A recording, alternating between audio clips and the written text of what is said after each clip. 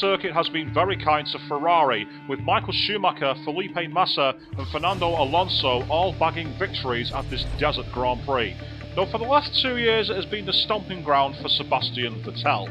As a track, it follows many principles that are familiar to Hermann Tilke designed circuits: odd cambering, long straights into hairpins, and the almost traditional high downforce middle sector versus lower downforce sectors of 1 and 2. A feature of this circuit is that it is very much a tyre shredding battleground, thanks to being in the middle of the desert. It's always hot, always dry and always high speed. A 4 or maybe even 5 pit stop strategy may unfold this week. Let's take a closer look at some of the key moments of a lap around Sakhir. Turn 1 is the end of the pit straight and the first of 2 DRS zones. Initially the track is quite wide but narrows sharply into the hairpin turn. Following this is a flat kink chicane. Turn 1 is one of a few passing locations at this circuit. The narrowing nature of the track is going to make it very much a place of drama on the first lap, and while there is runoff, very high curves mean it's unlikely you'll steal any lap time by taking that route. Also, much like Bud International Circuit and Yongnam, Sakhir has a pit lane that feeds directly into the racing line. Should drivers attempt to undercut someone that is barely in front, we could get even more drama in the race as the later pitting driver rejoins the action. Next, we find ourselves at the twisty and fast entry into Sector 2. Turns 5 through 8 are a long sweeping high-speed chicane leading into a tricky hairpin turn. In this year's Formula 1 event, Fernando Alonso, Jenson Button and Sergio Perez all duelled very closely into Turn 5. But once in the chain of corners, there is only one line through here. Aerodynamic grip is important, but as mentioned before, it will wear the tyres heavily over time, and too much aero at this point could leave you severely compromised if you're in the midfield instead of out in front of the pack. Taking the Red Bull aero strategy approach could be very high risk at a circuit like Sakhir. Finally, we come to turns 9 and 10. This pairing is treated pretty much as one corner. The flat entry into 9 is commonly used to serve as the start of the braking zone for turn 10 itself. Without doubt, this is the most challenging corner at this circuit. The elevation and camber serve to naturally pull the car wide onto the very dusty artificial sand. Coupled with this, following an uphill climb, the car has a lot of momentum and it is therefore very easy to lock up.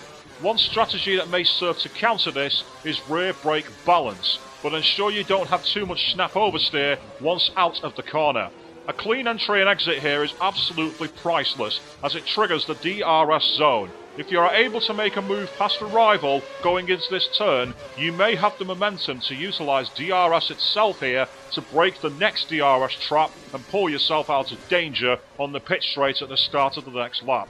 Fast, hot and high wearing, expect Bahrain to challenge the field as a whole.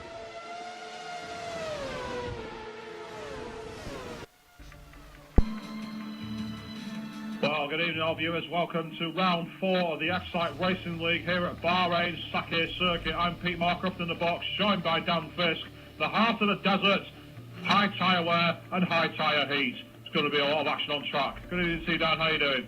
Good evening, Pete. I'm really excited as usual for this F1 division. A few changes, a bit of a break, all going to be really good. Just to mention to all of you who are watching the stream, there are going to be a second stream on Channel 2 with Swishbone taking his point of view and his camera angles, so it should be good. It gives us more of a helping hand with shielding and it gives us another point of view, so it should be really good. We've already lost LGS and EMU, so that's not good, but those are the tyre choices and where the DRS is. But let's get out onto the track. Sorry, Pete. Well, in the meantime, I'm just going to quickly go and deliberately get to penalty so that we're at the back of the field. I'll say, if you are watching this on Excite Racing League Channel 2, that's why we're about to go to track. Normally we don't do this, but we want to try and avoid being in the way when it comes to the race day tomorrow. And I say, Bahrain, high tyre wear, very hard, very easy to find yourself getting off track here. Lots of runoff, but at the same time, very difficult to get back on track. Yeah, definitely. And the curbs are something that are rather of a problem, let's say. You know, they can take you off quite easily, and don't be surprised if we see a few broken wings tonight because someone's gone a bit aggressive on the curb. But in the meantime, we've got a lap already started, courtesy of Sean Bean. He's into the first turn, missed the apex a little bit there, but has actually got on the back power very, very quickly. Of course, Sean Bean, our new driver in the Red Bull division tonight, so he's one of our 2 new acquisitions to the league. And going a bit wide there at the end of sector 1, very easy to go wide at that curve. Managed to pull it back towards the edge, but a bit of junk on his tyres, and he's coming at a 30-second flat. That's a bit slow for the option tyres. I expect that to be the 29s. Yeah, if it's a low 30, it's not too bad. But yeah, I'm not really sure. I haven't done too much practice on the option tyre, so that might be okay. But Even it's a Motorsport Nerd, he's just said hi on the Channel 2 stream. Of course, get your comments in on both streams. We'll try and get through. It's going to be a multitasking for us two here tonight. We'll try and do as much of the questions as we can. We're going back to Shelby. Just go for the DRS zone now. It's about a minute flat as you come to this very long turn. If you go off wide here, you do find your car dragged off line, and you got a lot of junk on your tyres. And again, sector 2, 109. Maybe as a banker, but I'd expect that to be a little faster than that, really. Right, so we've got Rusty's back. He missed the pre-show, but he's here tonight. No, he's on as a third driver. We did have someone in place, but he then said at the last moment he doesn't have enough time over the weekend. So he's just been playing it about, really. So we had to bring in Sean as a third driver. It's been a very average lap from him, and he goes into the pits instead of setting a time.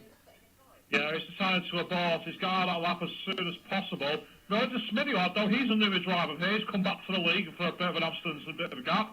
Just gone through the sector 1, and he's into this very annoying hairpin, which is slightly downhill, and then you've got the elevated crest. Now, as I said in the pre-show's guide, you want to try and click your brake bias to the right rear here to give you a bit more stopping power, but it does make you very twitchy on the entry, especially with that curb and the bollard that can actually flip the car if you click at the right speed. Well, it's a shame that LGS and EMU have lost connection. Those are 2 quick drivers for this division. It is a big shame, really. Have they been invited back to the race, to start in the race at the back of the grid? I have. I've given them one. We'll stick on board with Smithy, and I'll give them another invite. So Smithy's now on the last sector on the prime tyre. Yeah, he's on the prime tyre, so his pace is looking very strong because of that instance here. Coming up to this final corner, it's a little weird on this, because if you get too close to the curb, it will spin you out, but it's rode the curve very, very well there. Got on the cast, he said a lot of his curves. This very short blast of DRS on a 131.9.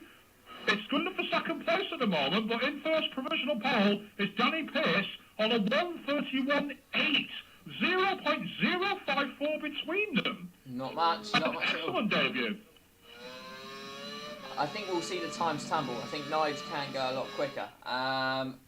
Well, Danny Pearce is also on the prime tyre, so that's a good banker, that, because it's showing the kind of pace for a new driver. That's quite impressive.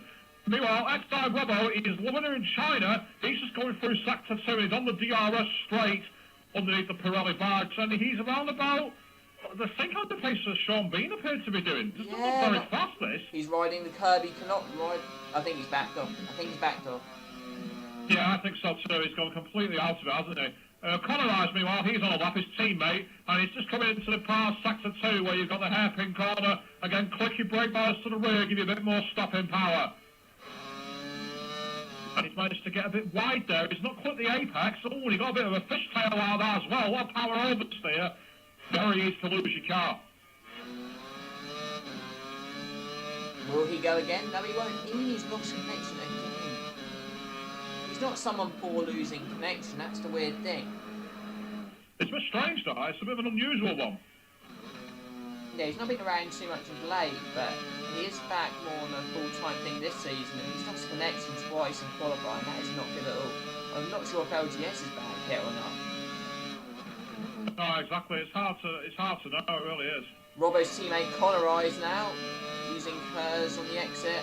This isn't going to be a fantastic time. LGS is back. It's a 32.5 from Connor. These lap times are not fantastic. Sean Bean's on the prime tyres, and he looks to be about a second off the pace at the end of sector 1. They need to be clipping that in the 30s, really, in the F1 division. Down into this downhill hairpin, managed to just get into the right area. Might get a little bit of speed there, because he didn't seem to scrub too much off the tyres. And again, looking to probably clip the brake bias down as we come into this annoying potential overtaking spot, but it's not very easy to get the car into the corner. And again, I'd say that Lisa Stakhodov is not using DRS, so I'd say it's backed off.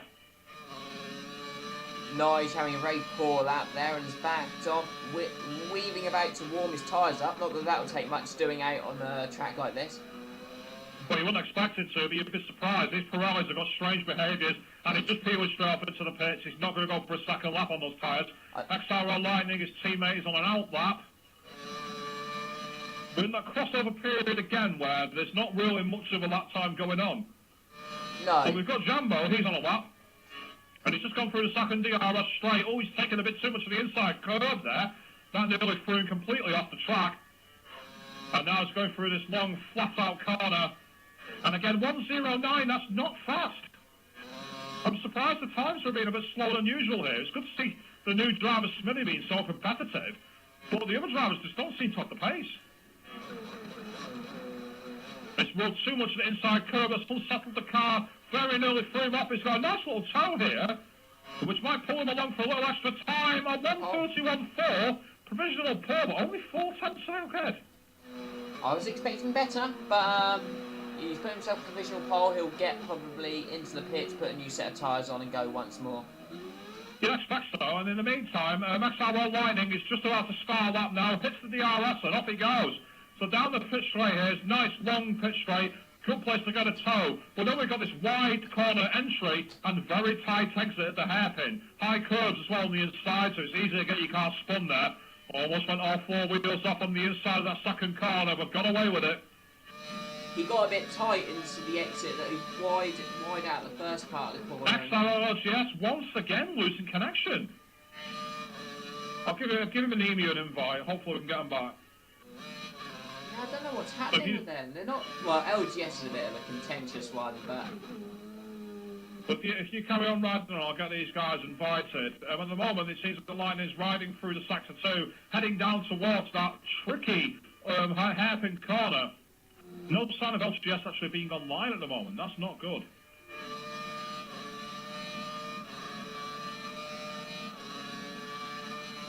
Going through the second DRS straight. It's around about a minute at the end of that.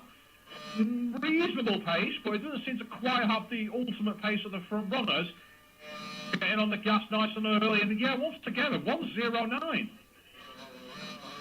Going a little wide, almost got dragged off, and also there's a bollard in the middle of the track there. That seems to unsettle the car. That's not what he wanted. Not being the tidiest of the laps, especially in the middle sector. Last corner, got that curve is shot out.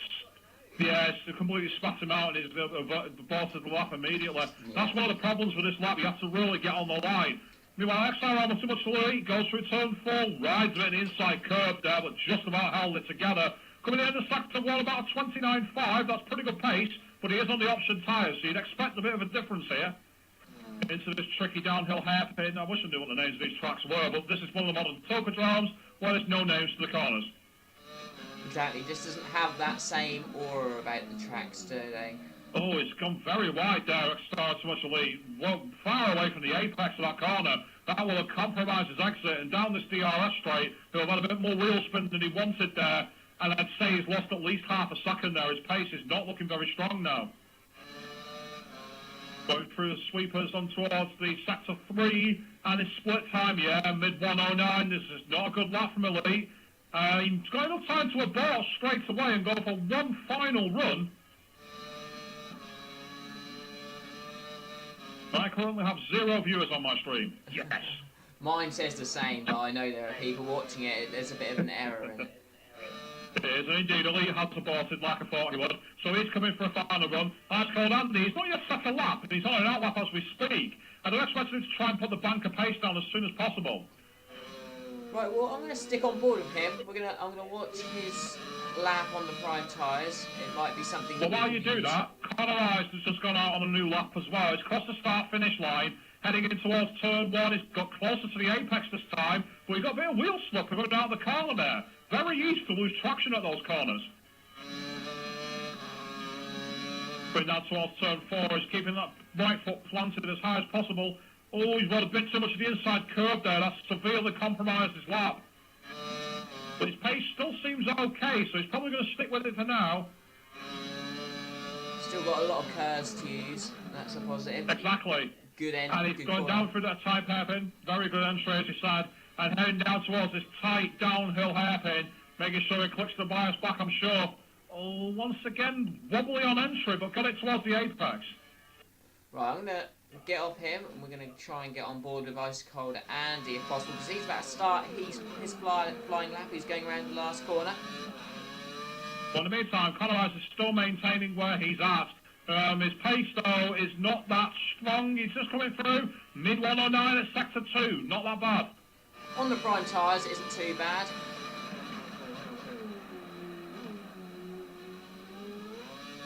He's just coming up to complete his lap now in the final corner here. He's got a little on the gas, so he's run a bit of the inside curb. Same mistake the Lightning made, but he's kind of got away with that. He's not as much wheel slip off the corner.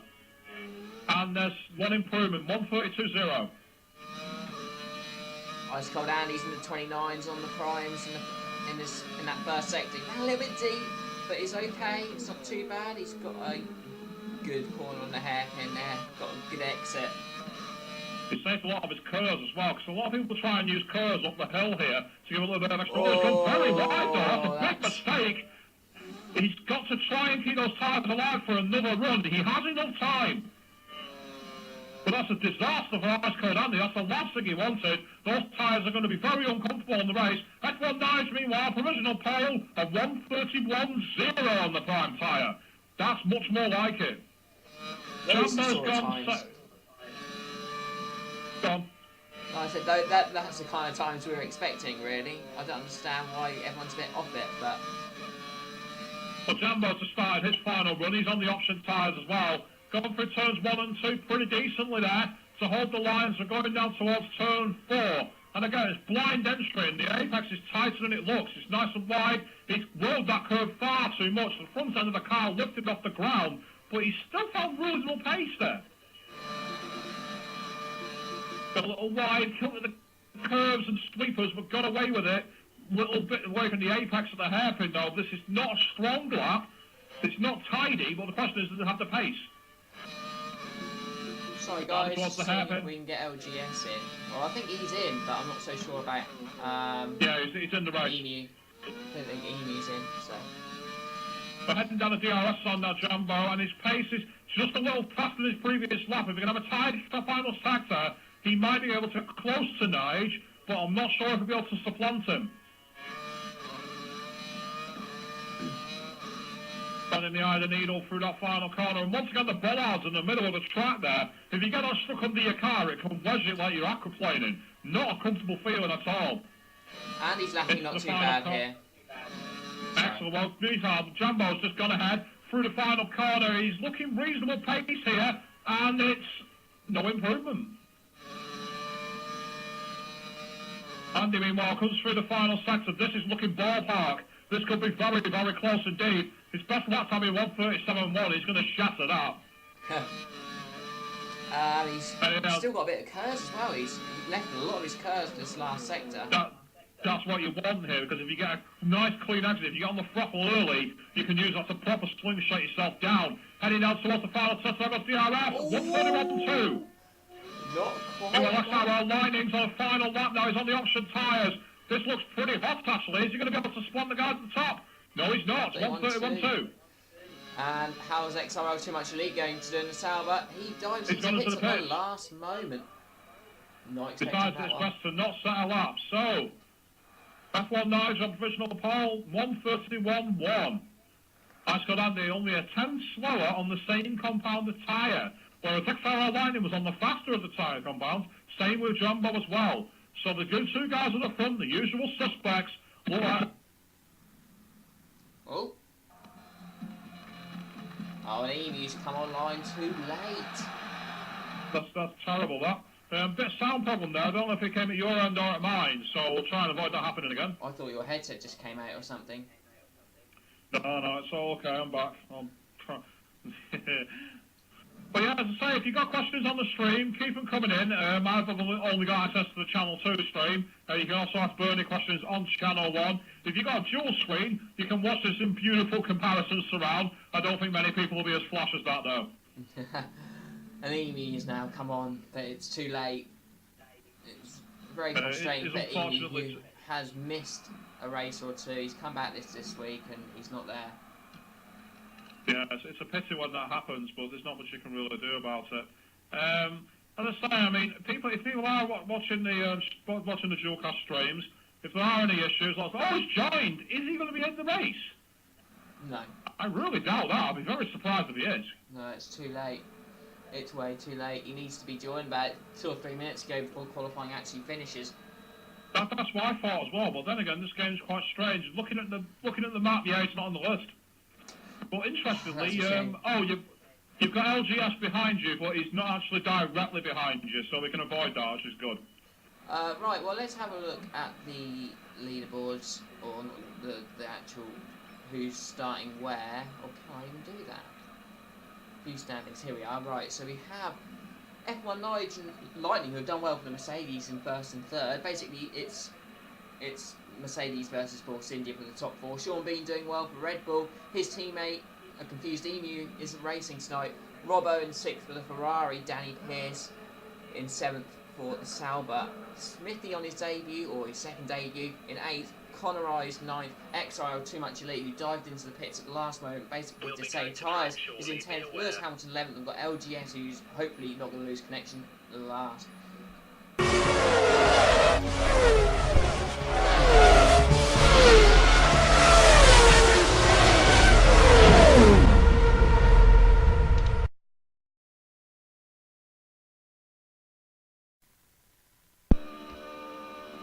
Right, so we are here for round 4. It's a shame that we haven't got as many people as we would have liked, but 12 people are going to be lining up on the grid for the 4th round of the XRL F1 division. We have F1 Nigel on pole, I'm in 12th, and Swishburne is in 14th. Salute to the back of the grid there. So, of course, we're going to be trying to get a line. We're waiting for the 5 lights, and once they go out, we are racing here in the desert of Bahrain at Sakir. 57 laps, and we are about to get underway shortly. We are off now.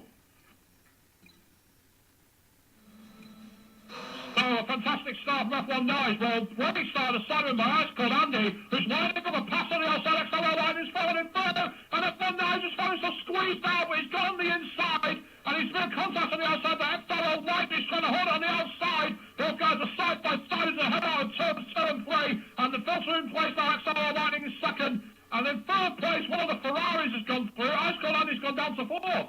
He was momentarily in the lead. He just got crushed in the middle between F1 Nigel and Lightning. And Nigel used all of his curves to make sure he'd get ahead of his teammates. Mercedes won too early on. We've got Ferrari, I think that's last week's winner, Robbo in P3. We've got Jambo in 4th, I think, with Ice Cold Andy side by side with him.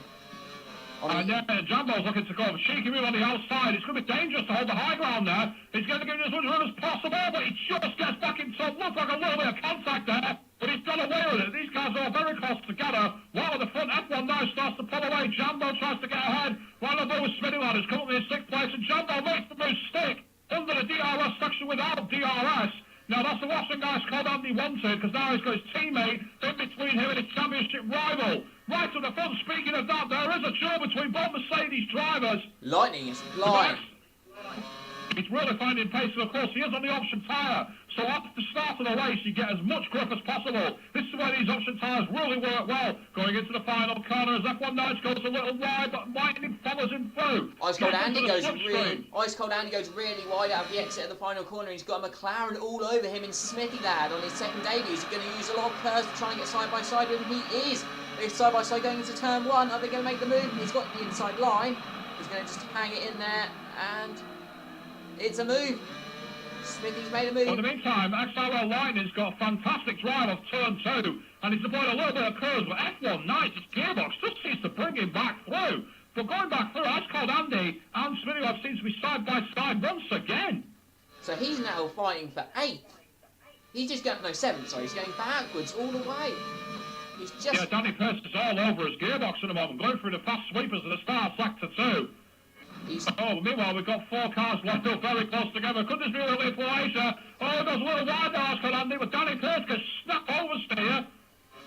And as a result of that, a bit of breathing space for Ice Cold Andy for now. Now that looked like a Mercedes wing. Mercedes just went into the bollard. It went That's right, and that was XRL Lightning. It went into the bollard and it Smitty Lad's gone round the outside of him at the end of the DRS zone, and Lightning's gone off the track. His His race has come completely unravelled. He's falling right down to the field. He'll be right at the tail of the snake. That's the last place you want to be at a place like this. See, that's what happens. It will destroy or break a car in terms of the wings. It will do that corner. You cannot get greedy. F1 Nige is finding himself in a little bit of pressure here because he's actually being followed now by the Ferrari of XRL Robbo. But once again, Robbo's just knocked up the traction off the corner that F1 Nige has. Andy has not used his curse lap right until the last corner. He went really wide and it's all over. Jumbo's just got up the inside of XRL Robbo and he's taken the second place, but he's just a little wide at turn 1. He's now going to invite Robbo back on the outside. They're side by side for turn 2. Both of them are still side by side down towards turn 4, but Jumbo's just got the move stuck. But right now, as a result of that, Robbo's underneath his wing trying to get as close as possible, but he's just not able to get the traction through that corner of turn 4. Now we're into the fast sweepers now, where there's no real way through here, and Jumbo's going to hold the high ground for now, but GRS will be available. Oh, Jumbo's just jumped in the air, a bit of a connection issue here. Can you invite Emu? I'd like to hear his thoughts on a lot of practice, but no actual reward from it. It's a pity when that happens. Let's see if we can get his comments here. Well, in the meantime, XI Robbo now has got the DRS, but I think at the same time, Jumbo's got it on F1 Nige, and it's negating the advantage. For a very close first few laps, there are a few gaps starting to form, but Emu. Practice all you like. What happened with your connection there?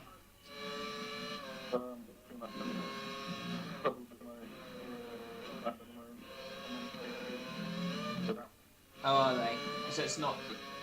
Because I know LGS lost connection. I'm sorry to call Crusher, but Mr. Ice Cold Andy's got a fantastic drive on Smitty Lad as they're going towards the final corner, and that's going to give him a DRS run. I don't think Smitty's going to have the DRS on XI Robbo either, so it's going to be a defensive drive from the Scotsman here.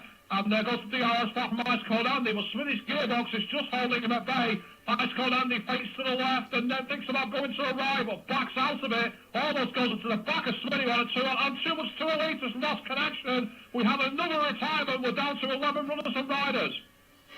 Yes, so Amy, is this something that, like, you've been in contact with BT about then, or?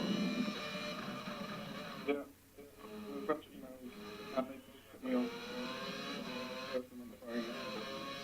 Oh, really? At least it's not an actual in-game thing. I thought it was going to be an in-game thing, but if you're actually having problems at the moment, that's not good. LGS did lose connection, but he's in the race. He seems to be fine now. I think we've lost LGS now. He started going all kinds of erratic, and yet we've just lost him. You knew it. You just knew it. I was riding on board, and his car was just spinning around nowhere. Anyone who's watched on Channel 2 will have seen that. No, but meanwhile, we've got a bit of a battle between 6th and 7th as Danny Pearce is under immense pressure now from Lewis Hamilton in the Caterham. But during the DRS zone, he couldn't get close enough. However, going through the sweepers towards the end of Sector 2, he's getting a very good tow here, despite being in the dirty air. Obviously got some good grip in that Caterham. And once again, on the option tyres versus the primes that's being used by Danny Pearce, Lewis Hamilton's got the pace coming out of the turns, heading out towards the final turn. He's going to try and get to the DRS line. What's he thinking about going before the line? No, he's backed out of the last second, but he's right under the wing now. There's literally millimetres between them. Once the DRS goes, there's going to be an easy pass, or at least you'd expect it to be. There goes the flap. There goes some of the cars as well, just to push him along. And indeed, he has got away from that move. Fantastic position. Well, I think that makes everyone getting a point then. Out of the 13, yeah, Emu, LGS, and Too Much. I don't know what happened to Too Much there, but... Just lost connection, my lord. So the same of LGS, but up in 3rd and 4th place, there's a bit, 3rd and 2nd, there's a duel here. IFI Robbo has got right up onto the back now of Jambo in the Force India. Going through the sweepers, he's not quite got the grip there, but he's probably got his car set for a straight line advantage. And with, Jambo's got a big mistake, loads of barrels of spin there, coming out of that corner, down towards the downhill hairpin. That is going to compromise his entry, and he's got up going into the hairpin as well. He's getting a bit rapid, Jambo. There goes the flap, and there goes some of the curves from Robbo, but the traction off the corner from that Ferrari is just not good enough. And unfortunately, Jambo's just scampering away from him. Jambo's looking quite good for a good result. Nige has obviously got the lead. As you say now, he's gone off the track as well, Jambo, a little bit. Lost a bit of time, so now Robbo's back under his wing again. Going to stick with this duel between second and third, going through the penultimate corner of sector 2. And the gap is approximately 2/10 between them. There's literally no distance now, but Robbo's deployed all his curves. Now, if Jambo's got anything in the tank, he's going to be able to push out a bit of a breaking lock up there from Robbo. It's nothing to worry about. Oh, Jambo's gone off the track in the final corner. That is going to compromise his exit speed, but he's still managed to scamper away from Robbo. It seems that the traction on that Ferrari just isn't good enough. Deployed a little bit of curves to try and get closer to him towards turn 1, but he's had to back out. The distance is just too great. Right, well, Ice Cold Andy's starting to get his act together behind. He's now just made a move on Smithy there. Good. Yeah, I just caught a tail ender of Smithy's right underneath his wing now. And at the same time, he's deployed all his curves, Smithy, replaying his own trick from last game. He's going on the outside of turn 4. Surely he's not got enough room to make that stick. No, he's had to be a contact there between Smithy and Ice Cold Andy, but no damage caused to either car. Smithy's had to back out through the fast sweepers. As a result of this dueling, that's actually brought to the back of them Lewis Hamilton. We've now got a 3-car ding-dong. Oh, but a bit of a mistake from Ice Cold Andy out of that corner, got poor traction, heading towards the downhill hairpin. Oh, there goes a bit of brake. He's had to brake a little earlier. Oh, Smithy caused damage to the car there, I think. His wing seems just okay. got away with that. He's got away with it. He can't cut that corner any more than that, though. He certainly can't, but there was a DRS flat from Smithy, but he's just able to close the gap at this point. Ice Cold Andy, oh, goes all the way, nearly loses the car, and Smithy's going to sweep on through here. Now the question is, will Lewis Hamilton follow him through? No, he won't, but Lewis Hamilton's right under the gearbox now. 3 cars abreast, and at the same time, Lewis Hamilton's got much better drive with that penultimate corner. He's pulled out to the outside. I think he's going to try and get to the DRS line, sticking up the inside to the final turn. It's going to be braced up. No, Hamilton backs out. Sees no way through him. Ice Cold Andy's really struggling now. He's gone off the track again. Ice Cold Andy's really losing his grip here. There goes the DRS, but Ice Cold Andy's got it as well. The advantage is negated. And now Smithy is under immense pressure from both drivers. Lewis Hamilton pulls to the right. Oh, he's thinking about a way-breaking move here up the inside, but Ice Cold Andy just squeezes him out.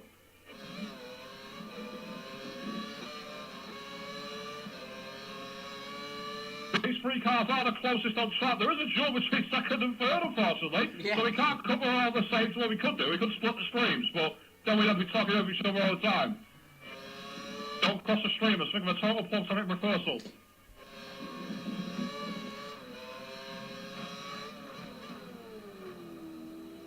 Points for anyone who gets that reference. Ice Cold Andy now heading down towards this downhill hairpin. He's very close to the back of Smithy, so he's more than likely going to have DRS here.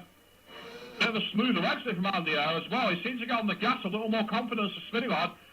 But at the same time, Smithy lad's his legs on the car is just pulling him a little out of distance. And Ice Cold Andy's got closer here. Now, if he can stay close to the back of the McLaren, through the back of this second sector, he may be able to get close enough to do DRS towards turn 1. Just dropped Lewis Hamilton ever so, but Lewis Hamilton's going back. Ooh, he gets a bit wide in the curve though. Yeah, Ice Cold Andy's really pushing now. He's always struggling to the absolute max, isn't he? But I actually want to get close to second and third because these guys look very, very close. Indeed, in third place, we've got outside Robbo, who's all over the back of Jambo. There goes the DRS flap on the Ferrari. Jambo's gone straight to the middle of the track saying, you're not getting past me. Robbo's gone up to the outside, and he's trying to go the long way around. This is going to be very, very tight indeed. He gets the nose stuck ahead and just filters into second place. But at the same time, Jambo's got better exit for turn 3 and has taken the space back. They're pretty much side by side here. And down towards turn 4, outside Robbo's had to back out.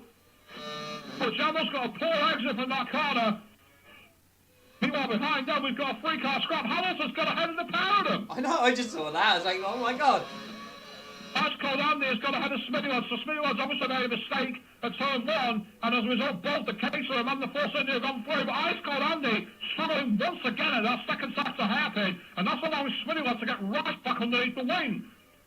Well, guys, are we in front of them away? It certainly seems that way. It's going to be another one of those high-action races. They seem to be, a lot of them seem to be very equally paced. You've got Nige starting to really run away with it on those prime tyres as well.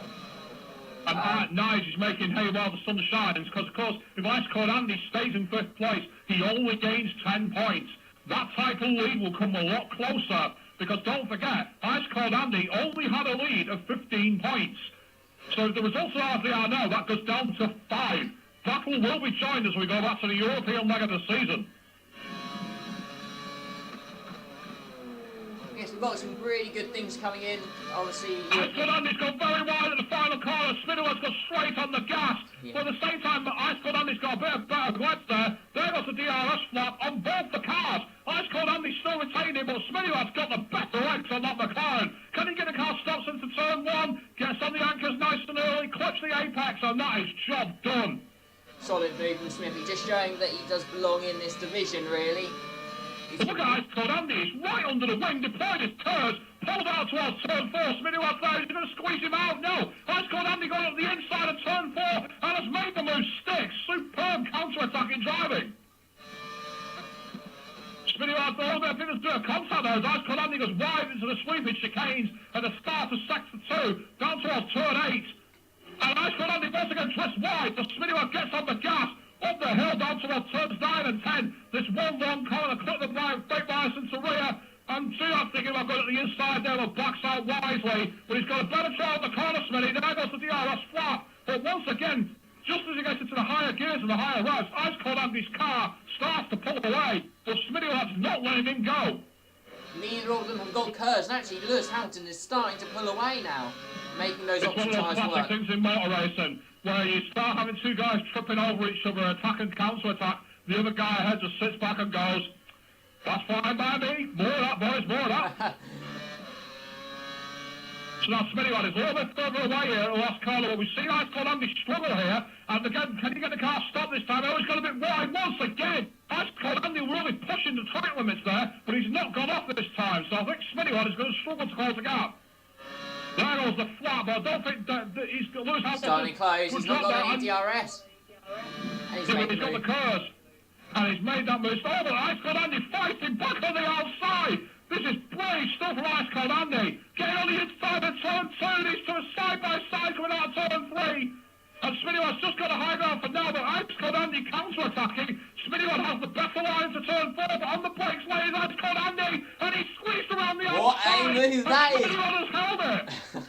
What a move that was around the outside. We've seen a couple of really good overtakes going into that corner over the last few laps, and that was yet another one.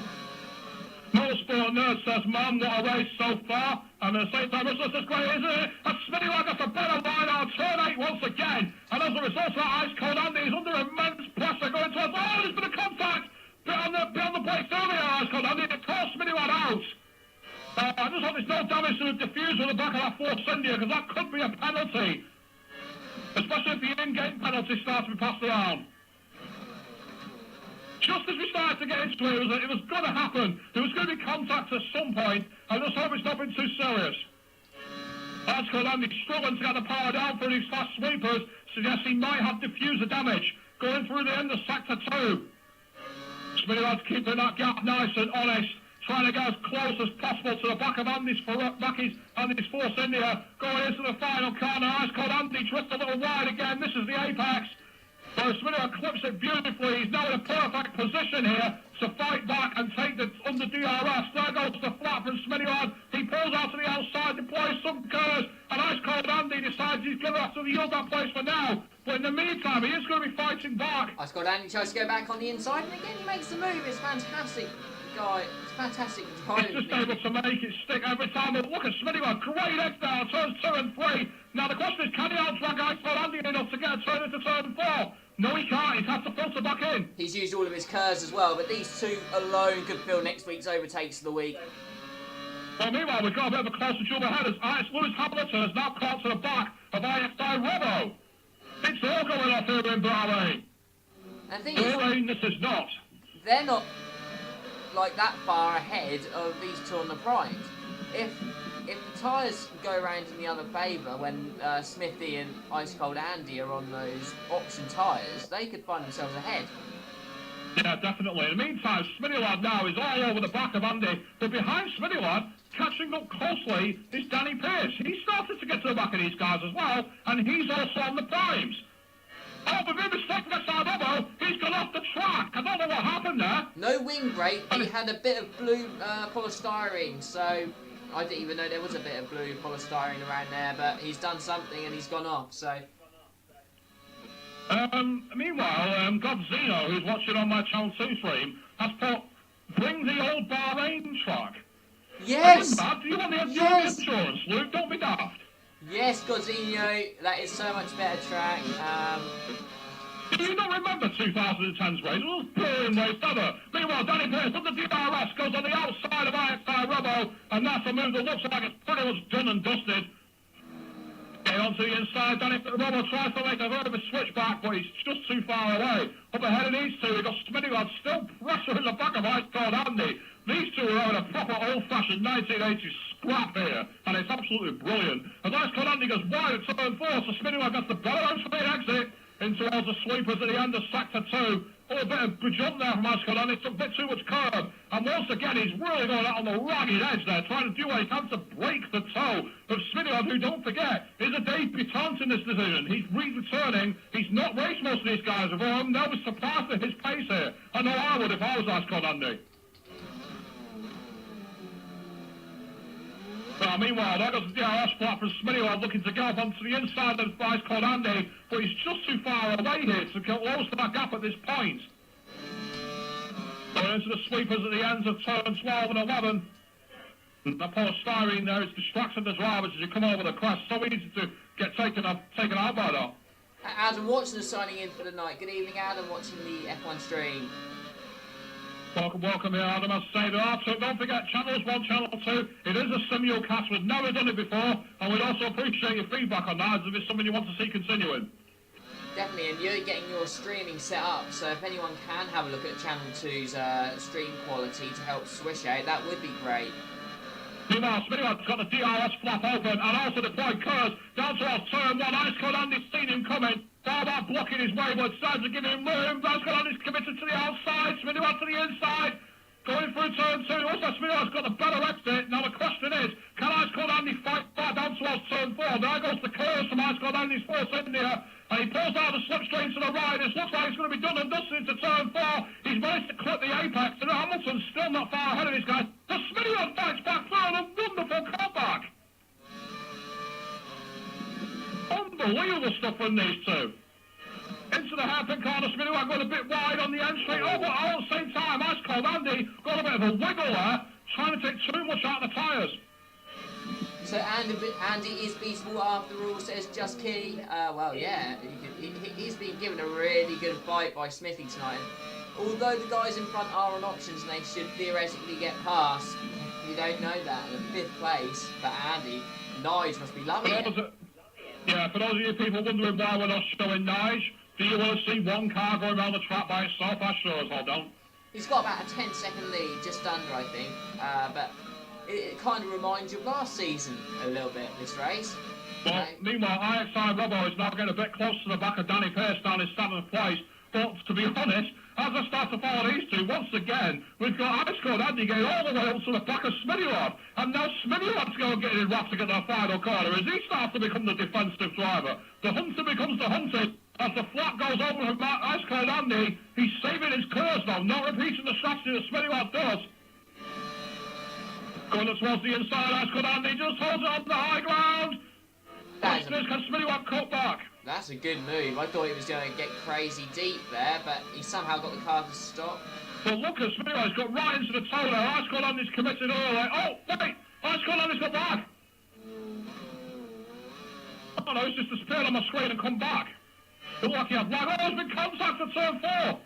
And right, Ice Cold Andy's gone around almost there. Smitty's come up really running ragged. Whoa. Adam Watson 99 says the stream is great quality. Thank you for the feedback.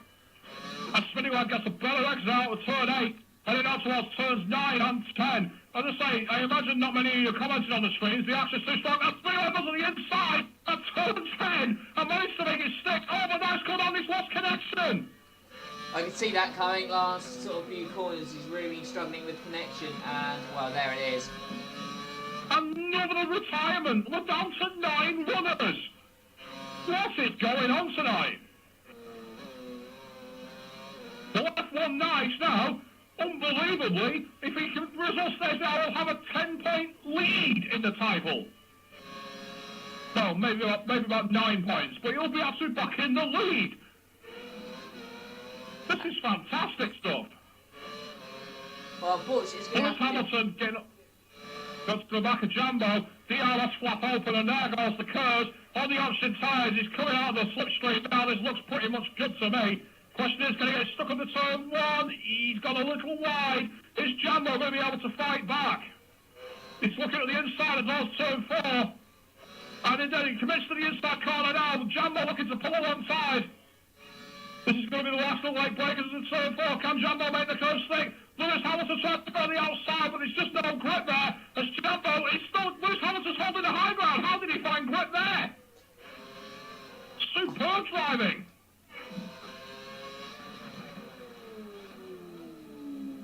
Oh, but Lewis Hamilton then goes wide at turn 8. And as a result of that, Jumbo's all over his gearbox once again. And it's the second DRS zone. Just as one guy leaves and you think you can get your breath, these guys start to have a fight. And Lewis Hamilton goes off the track at turn 10, starts to peel back towards Jumbo, squeezing him as tight as he dare.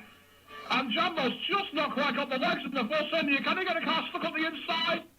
No, he's just not run out of room there. Lewis Hamilton just holds the high ground on the outside line. Well, they're all on the chat right now, they're all talking about the F1 2013 game servers awful, they're saying, and well, yeah, they are. Certainly seems that way. It's unfortunate because we were being against some classic racing by Smithy Ward and Ice Cold Andy there. We haven't really had a problem, have we, so far this season with the F1 division? It's not been too bad. I wonder if since the updates for the game that's caused the problem, because don't forget there was a patch, and Jumbo's boxed. Jumbo was dived into the pits on lap 15. Not bad actually for the opposite tyres, definitely ballpark for a two-stop if you go for both primes from here.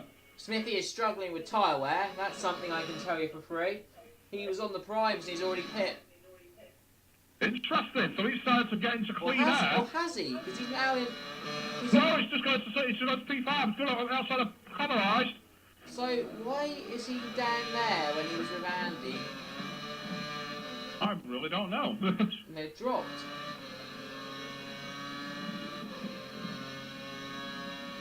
They're Connerized on those tyres, always got a bit of junk on them as well, Connerized, so that's put him under threat. Meanwhile, behind them, in 7th and 8th, Jumbo's filtered back out on the prime tyres in 7th, and he's just ahead of Robbo. These two are both on fresh tyres, and they're battling for that next second place.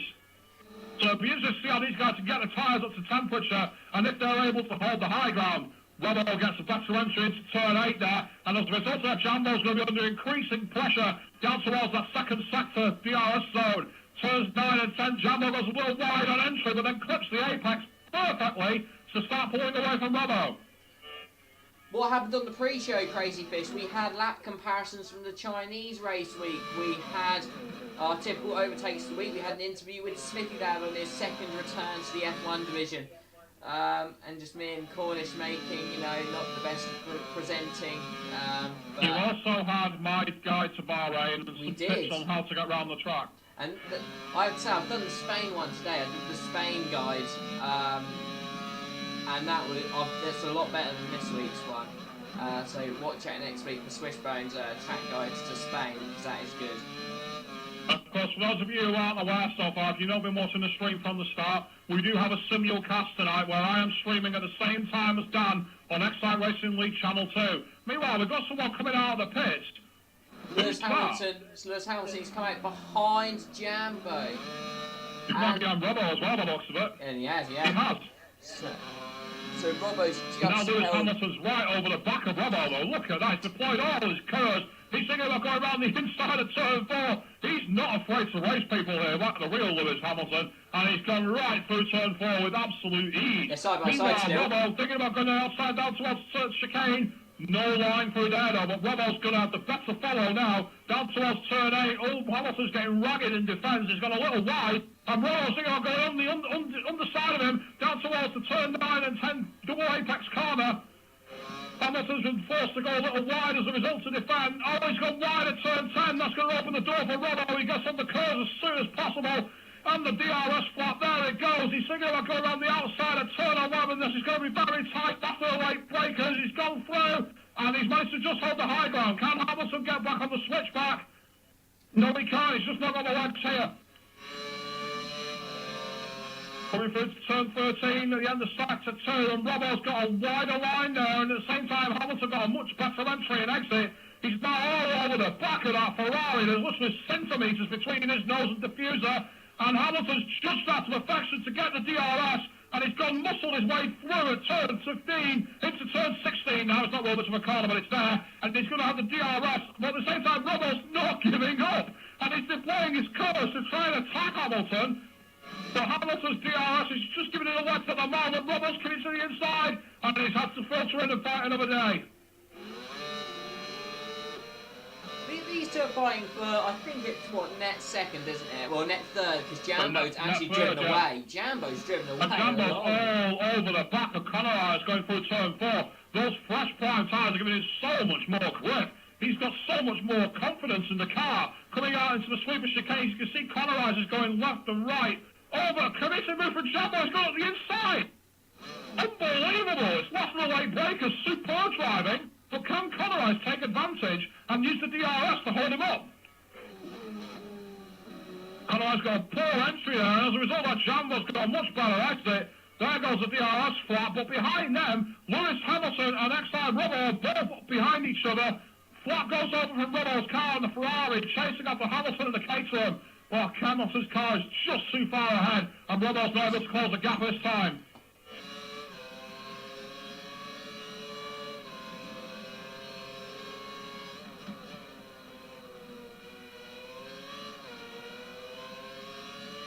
Meanwhile, moving ahead, we've got a few gaps in the field forming now. It starts to quiet down a little.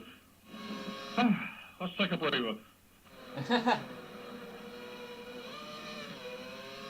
But while we've got a little bit of a gap, I'm going to go down through the fastest lap times. You can carry on commentating the race here, Dan. In the lead, F1 Nige are 1:36.2. Very fast. In second place, Danny Pearce on a 1:37.1. Third is Sean Bean on a 1:36.7. He's punching way above his weight. In fourth place, Smitty on a 1:36.7. Jambo's fifth on a 1:35.8. Those fresh tyres are really working. That's an incredibly fast time. Conor is sixth on a 1:37.9, nearly 2 seconds off the pace.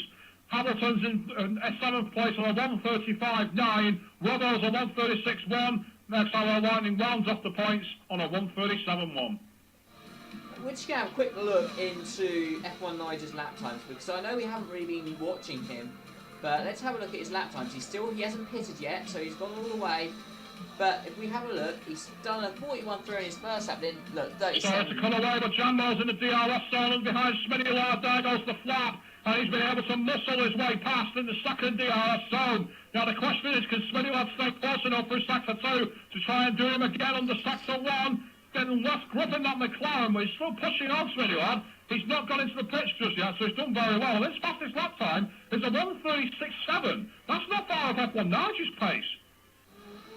I have to say, I've just looked at Niger's pace, and his pace every lap has been within 0.8. 36.2 to 37.0. Hamilton's just got past Conor going down towards the final corner at turn 14, and as a result of that, he's got much better drive on that final corner. But up ahead of them, there looks like a continuing scrap between Smitty Lad and Jambo. As Danny Pearce has gone into the box, he's pitted, he's blinked and changed his tyres. Smithy Lad and Jambo very close to each other. We've got Lewis Hamilton and Robbo very, very close to each other. They're all coming in twos at the moment. We've got Conorized in Conorized is in P6, sorry, Robbo's in P7. There's a bit of a gap between those two. Danny Pearce just come out and pits on a fresh set of tyres in P8. There's a bit of a gap there, though. Well, in the meantime, now we've also got Conorized trying to keep as close to Hamilton as possible. These prime tyres, you've got to push them on for a little longer than the others. They're doing okay, because if you do another 20 laps, I'll be asking 17 of the options, probably a little too much. You'll be looking to get 21 laps each, and then give yourself a 15-lap burst to the flag. That's the strategy I'm looking to employ if you start on that. And Jambo's destroyed his car. What happened? And the safety car's been deployed. He's hit the bollard. He's hit the bollard at turn 9. And Key, just to let you know, Swishbone's got his stream set up, and he will be doing GP2 commentaries for the rest of the season with Motorsport Nerds, so that is good. I'll be on a mistake from Conor. He spun at turn number 10, and as turn 11, sorry, and as a result, Robert sweats on past him now. But as we said, the safety car has been deployed because Jambo destroyed his car, hitting the bollard at turn 10. I've talked about this in the pre-show build-up. It is a corner that really punishes you if you go off. Now, it's the perfect time for the likes of Smithy Lad. Lewis Hamilton's going into the box. That's interesting. He only pitched it a couple of laps ago. Shame for Jambo, who's doing really well today, and he needs Indeed, well, Sean B's gone into the box. He's coming out now. He's got a fresh pair of times. He's going to come out in third place for the moment because just going through there was Danny Pearce. He stayed out. Godzinho. I'm interested that Lewis Hamilton went into the pits though because he's not long out. Smear's gone onto the option tyres. Quite a bold strategy this because if he uses the safety car right, he might get the drop on the Kaiser on the slower tyre after you've had the intervention of the safety car. Godzinho, we are looking for a GP3 commentary because F1 Speed has gone, but we're looking for GP3 and F5000 Tuesday and Wednesday night, someone to be a streamer. So if anyone knows of anyone or anyone can get any streaming equipment, aka a PVR, that would be fantastic. But we are still waiting for Jambo to get in this party, but he was having a really good race and he hasn't had the I rub of the think he green doesn't this want to season. say anything at the moment, and who can blame him? He's having a great pace. He was outpacing his more experienced teammate. He was doing really well. He was on for second place, a strong podium. His teammate blacked out, so he was a great showing. His team, think of the Constructors' Championship. They went from potentially something like 25 points. They've got pretty much like 3 or 4. They've got on. So as a result of that, the Constructors' Championship has done much more in the likes of Mercedes and also the favour of McLaren.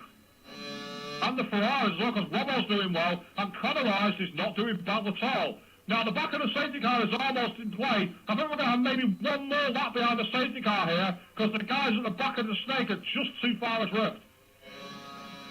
Yes, Jambo doesn't want to join, unfortunately.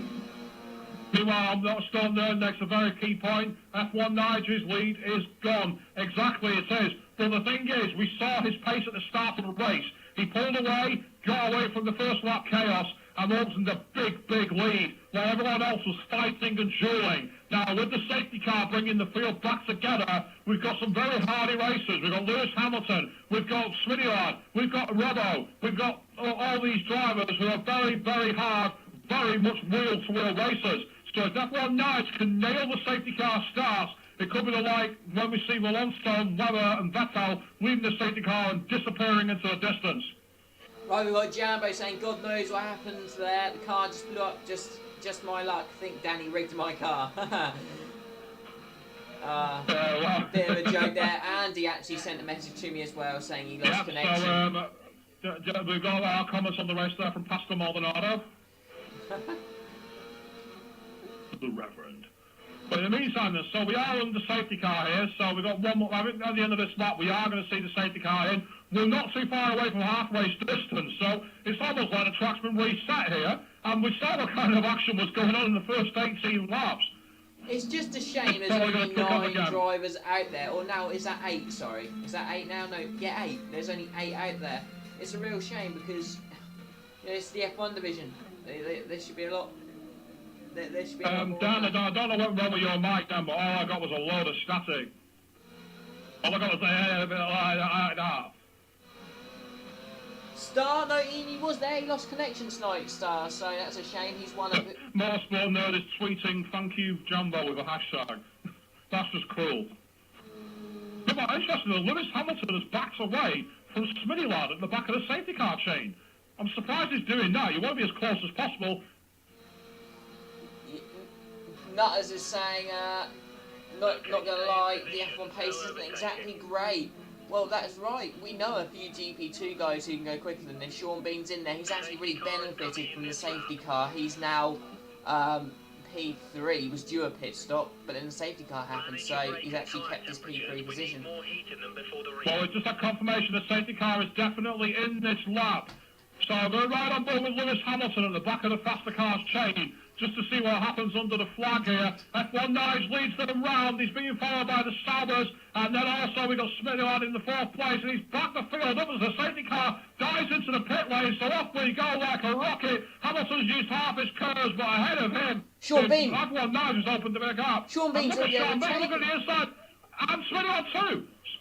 Smitty on, oh, look at Sean Bean, far too aggressive on the brakes there. Thought he could outbrake everyone nice. As a result, Smitty on into second place. Contact with Smitty on as he rejoined the track there. Behind these guys, we've got a bit of a duel going on because we've got Sean Bean, Danny Pearce, look at the inside of the Smitty on. Oh, he's in the inside curve. Smitty on's being able to fight back towards the chicane.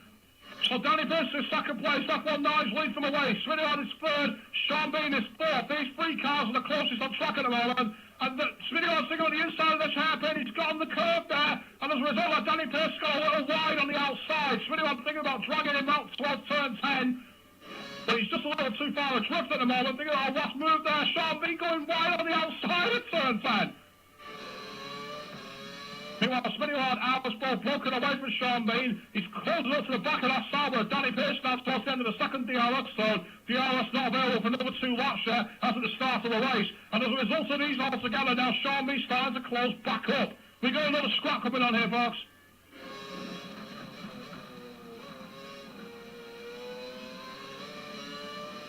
We're out of turns 13. And Sean Bean's got a better exit than both Smitty and Danny Pearce.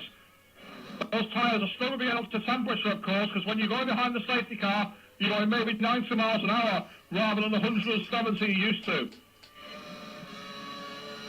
DRS is not available until the end of the next lap, so... Smitty's punching his way in the curves, though, trying to go on the outside of Danny Pearce. He gets on the brake. Oh, there was contact there! Smitty and Danny Pearce getting very close together, going through turn 2, and Danny Pearce forces Smitty wide, but Smitty got much better exit on turn 3, getting into the slipstream, trying to steal it, pulls on towards turn 4, gets on the anchors. Oh, very, very close there. Danny Pearce nearly sideswiped by Smitty, but Smitty backs out. Sean Bean's catching the pair of them, going into the sweepers of 7 and 8, and rides the curve too much there, Smitty. That's brought Sean Bean back into the mix, getting under the wing of Smitty. Down through turns number 8, and once again, better drive at the corner for Sean Bean, but then as the acceleration kicks in, both Smitty and Danny Pearce are able to pull away down towards turn 10. Oh, a bit wide there for Danny Pearce. Let's open the gap for Sean Bean, and Conor Morrison destroyed his vehicle. Conor Morrison made the same mistake as Jumbo. And Smitty looking to go to the inside at the end of the second DRS zone, but has to back out, and as a result, Sean Bean's now running up behind him. This is a destruction derby now. We've got 7 runners left. Well, if Codemasters need any other proof that they've made a poor game, then that's it. Right? Oh, the mistake for Danny Pearce. He hit the curve and spun and hit the wall. Smitty swept through the Sean Bean. He's looking to go on the inside. Smitty is on the final corner, side by side. They touch wheels there. Sean Bean has been able to push Smitty a little wide. Sean Bean's going to have the DRS. He's also got some curves to pull away. He immediately goes into the head of these guys into second place. Smitty's got DRS, but isn't using it for some reason. But he's still fighting back against Sean Bean. Looking to go down towards turn 1. Sean Bean picks a wider entry. Smitty caught the back tyre of Sean Bean, but there's been no damage caused and they make it through cleanly. Oh, crikey. I think you're going to see some more problems this week. This is a great example from all of you watching this. Don't go too aggressive on that turn 10 because you're going to be destroying cars. It certainly seems that way. I mean, we've seen some videos that were posted on the forum. One person in his car actually borrowed on. Smitty makes a big mistake, goes off the track, slams into the wall, but gets no damage, amazingly. But at the same time, the Mercedes has swept right on through XRL Lightning now into third. Heading down towards the DRS zone. He was last for ages. This safety car's really helped him out.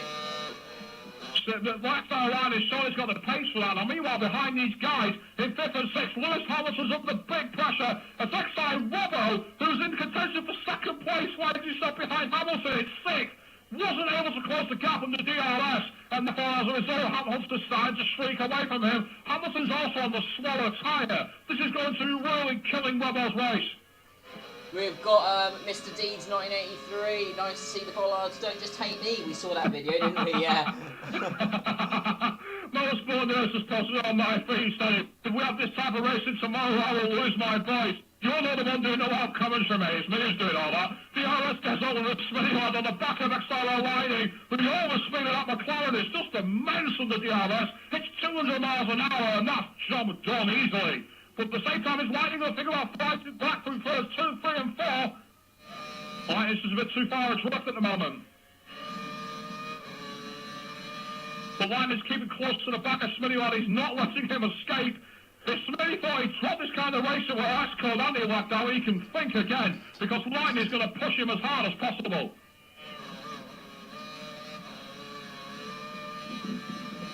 Smitty Lad getting a little bit of bump now as he rides too much of the curb, nearly throws him off line and really off the track. Again, his debut race, he's fighting for a podium. Maybe he would have predicted that.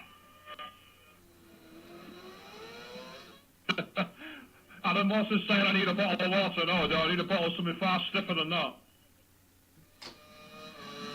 The RS flap over from Robbo as he tries to get onto the back of Lewis Hamilton's Caterham, but he's just a bit too far adrift for his second DRS zone.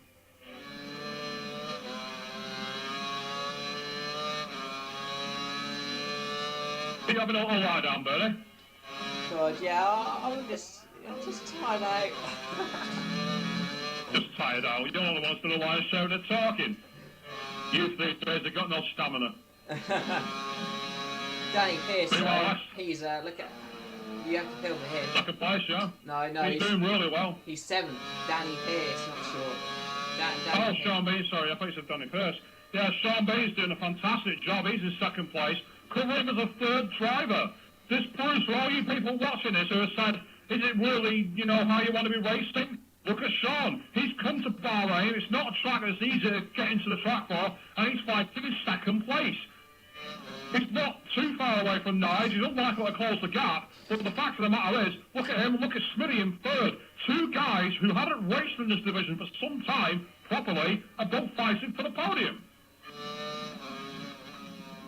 And we did say we wanted to see the monopoly of Ice Cold Andy broken. I don't think we want to see it in the fall of the lag out, but this is going to really throw the cat amongst the pigeons when it comes to the championship in the next round.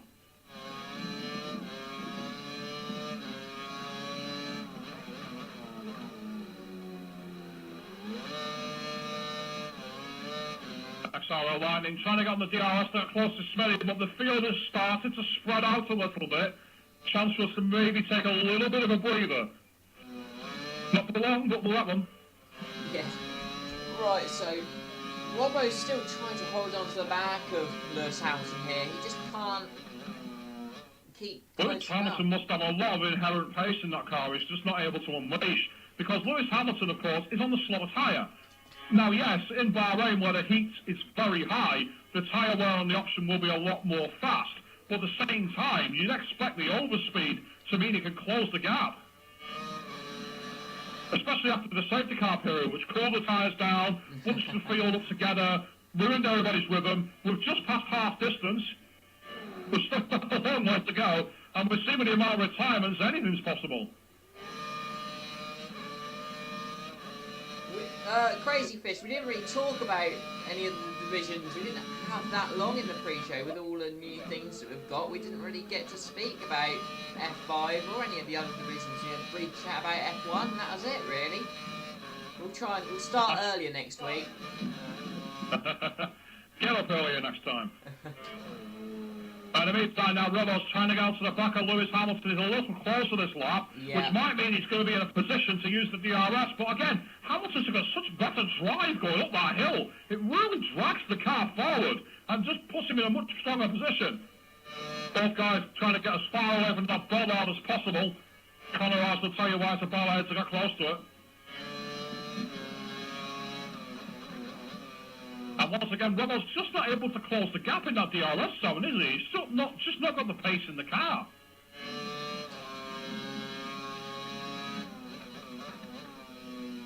Yeah, he's used all of his curves. I know Lewis Hamilton was using some on this. No, maybe not this time around, but he just seems to have better traction coming out of those sort of corners. And you know, yeah, on the slow speed corners. But meanwhile, XRL Lightning's made a mistake, gone off the track a little bit. But Lewis Hamilton's too far adrift to take advantage. But this is going to hand the podium initiative back to Smitty Lad, who's now in third place, and he's closing to the back of Sean Bean, actually. So there might be a bit of a dueling action between these two. While we've got a little bit of a gap, I'm going to go through the fastest laps once again. First place, F1 Nigel on a 1:34.3. Second, we've got Sean Bean on a 1:34.79. And then Smitty Lad on 1:34.789. 1,000th per second difference. That's unbelievable. In fourth place, 1:34.4. Lewis Hamilton fifth on a 1:35.0. XR Robo on a 1:35.207. Then Danny Pearce, he's fast, but he's too far adrift. 1:34.1, currently the fastest lap. That pit stop where he broke his wing. But let's have a look. Since the safety car, we're going to have a quick look at F1 Nigel's lap times. So he's done sort of high 35, high 34, then low 34. He is flying. Compare that to Sean, who is on the same tyres and in second place. You have a look. It's I just think as well, high 34s, low 35s. I've just highlighted the pace difference between Sean Bean and Smitty Lad. 1,000th per second, except Smitty Lad is on the option tyres. If Sean Bean's on the harder front on the prime tyre, he's got lots of pace in hand there, so he's looking pretty good for second.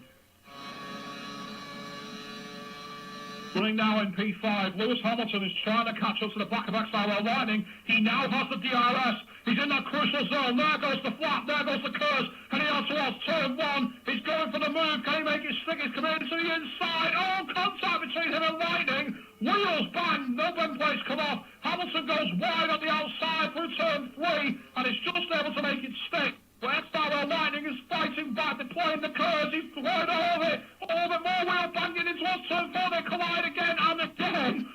And Hamilton's spun round by the looks of that. He's down to P6. Well, that could be a penalty there. Yeah, it certainly could, because that was a case of drivers not giving each other enough room. Two drivers who have both been mentioned as controversial drivers in the past for driving like that. Both guys splitting opinion, but in the meantime now, we got Smitty Lad trying to close the gap on Sean Bean, but Sean Bean's edged that out a little bit actually. I think those tyres of Smitty Lad's are starting to go off the cliff. The thing is, he's got to try and make them last for at least another 6 laps really. I wouldn't want to try and go longer than 21 laps on the prime here.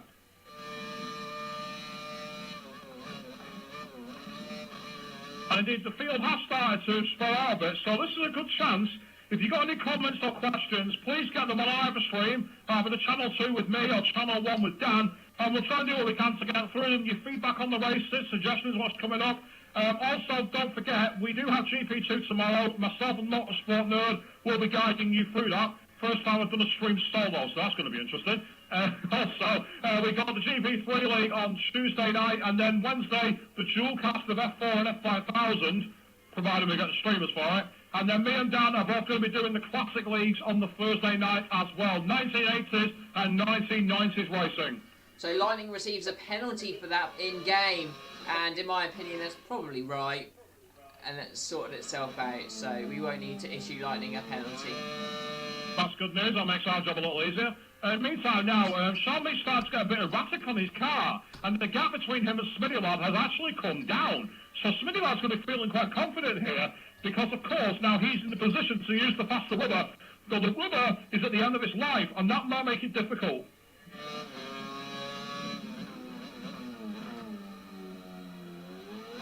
Robbo's really benefited from those two having it coming together. He's now in P4, picking up 12 points, which is solid for Ferrari. Definitely, that's a big turnaround, considering he was fighting for second place and then got screwed over by the safety car really. He's been able to hang in there, and we said it before, when you're in racing it's not always about having the fastest laps. You sometimes have to treat it like you're racing at Le Mans. Think about a very long stint and just gradually keep your pace, keep your tyre wear going and keep out of trouble. I mean, the departed driver Craig 102, he used to be nowhere near the fastest laps, and yet could sometimes end up in 4th place for no reason. Yeah. Well, scrolling back through the field, we've got Robbo, who's on his own in 4th place. In 5th place, we've got Hamilton, he's kind of on his own. And 6th place, XRL Lightning, having served that penalty, has come out maybe 5 seconds adrift of Hamilton. That will be joining in between these two quite shortly. And then Danny Pearce, he's about a further 7 seconds back as well, riding on the option tyres. So it's got a bit more pace in the car, but it's going to take a lot for him to get further up the field from here.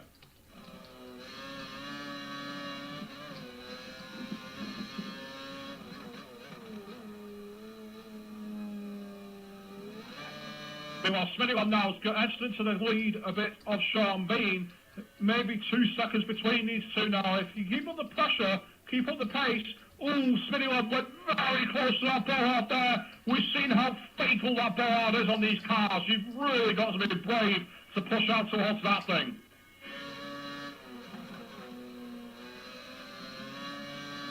Smithy Dad's, I think, starting to close in, you know, on Sean. That's what I was just saying, yeah. I think he's taken the lead down to about 2 seconds or so. So he's in the window. Now, the thing is, of course, Sean Bean's got the faster tyre to come, whereas Smitty Lad is more than likely going to go back to the prime. Going to be a flip of coin on this one, because it's going to be hard to know who's going to have the pace advantage. Because I think, over a long stint, the prime tyre is the better tyre. Right, meanwhile, just Keir sent recommendations for capture devices. Me and Dan both use the Whole Park HD PVR 2. On Amazon at the moment, even if you get express next day delivery, I think it retails for about 100. You can get the Whole Park HD PVR 1. The difference is the PVR 2 runs off HDMI cables, whereas the other one uses the component cables and is a little more fiddly. But it's a bit cheaper and still gets good resolution. So it's a question of what you want to use it for, really. In terms of quality, there's no difference. It's just next gen. You won't be able to use the normal one on the next gen. That's the big advantage as well. The PVR 2 is calibrated for both the PS4 and for the Xbox One. And also you can use the PVR 2 on both the Xbox 360 and the PS3. Now, I'm one of those who's only got an Xbox 360. But if you have a PS3, you can use it for that as well. So you can do different kinds of things. Again, it's a question of what you want, really.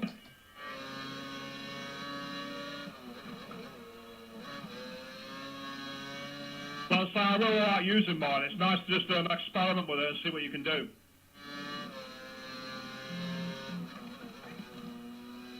But unfortunately, the field has spread out once again now. We're looking at a few seconds between the cars. It seems to be like a yo-yo effect. It starts to get close. It then spreads back out again. Well, the Lightning Hamilton crash ruined that fight, and then Danny Pearce going into the walls ruined his chances of a fight with anyone. And Smitty Lad lost at least a second, if not 2, on Sean Bean. He's really far behind him now.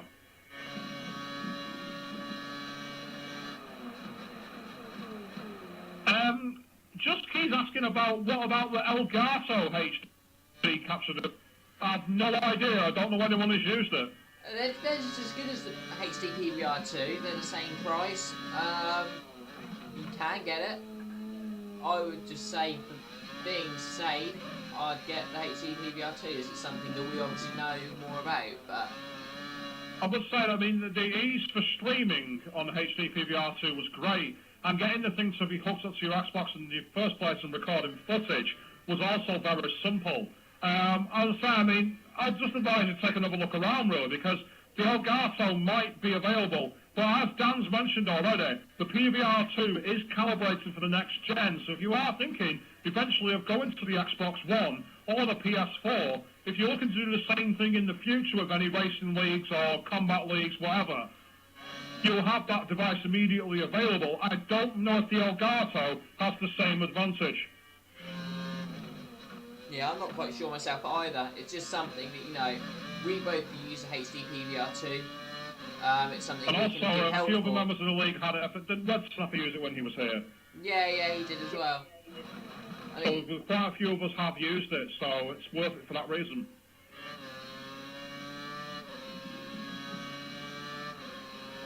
Yes, interesting question. Thank you very much for that, Just Key. Again, any other questions like that, feel free to get them out to us. We are into the final 22 laps here at Bahrain, but unfortunately the action has very much quietened down. We're looking at least 3-second gaps. XRL line is diving into the pits. Looks like he's going to try and go for a very long final stint. 22 laps, just one longer than what I predicted, so definitely doable. The question is, he's just been passed as well, and that was by Danny Pearce on the option tyres. Now the question is, how long can Danny Pearce hold out on those tyres, and will Lightning be close enough to maybe fight back? Having just left the pit lane now, not really. Danny Pearce will probably pick again 4 options. He'll do option, and them two might be quite close towards the end. Quite possible, yeah. I mean, again, we're looking for the final stints of lap times because with Lightning now diving into the box for his prime tyres, me may well see Smitty Lad do the same thing, unless he tries to double stint the options and go for a final stint of options later, but I'll be surprised if he does that, because he's been on those tyres for quite some time.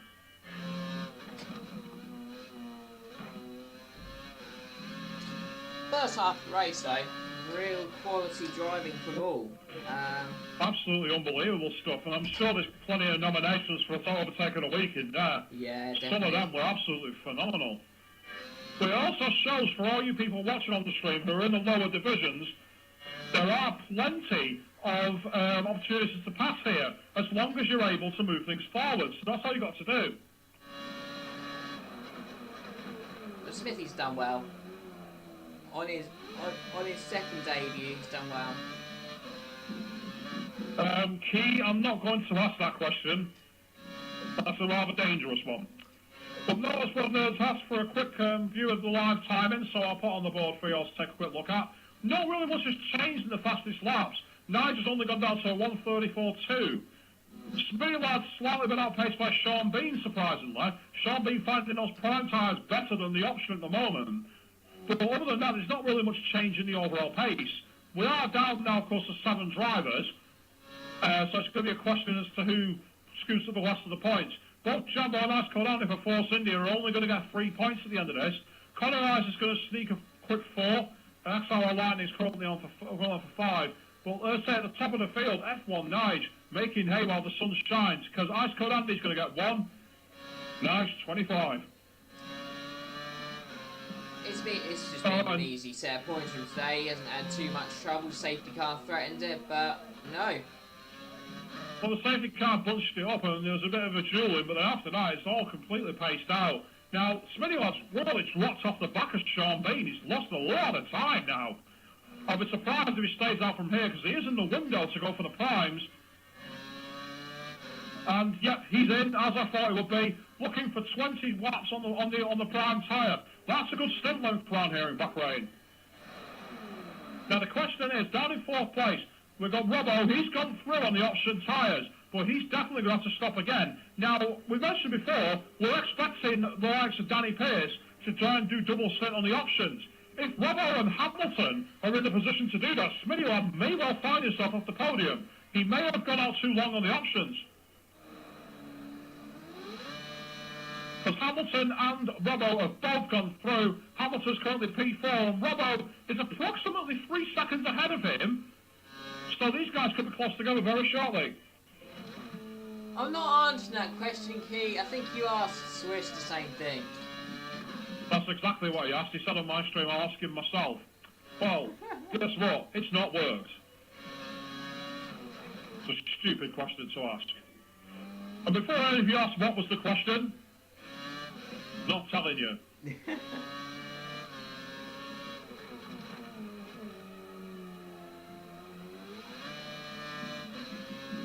But now, so talking about Bahrain though, there's one thing that always makes me interested about it. Remember when like F1 came back here in 2012, and obviously came back again in 2013? There were all these like contrasting banners. You had the Bahraini government hosting up these banners that said like unified, really cheesy with F1 as the fied.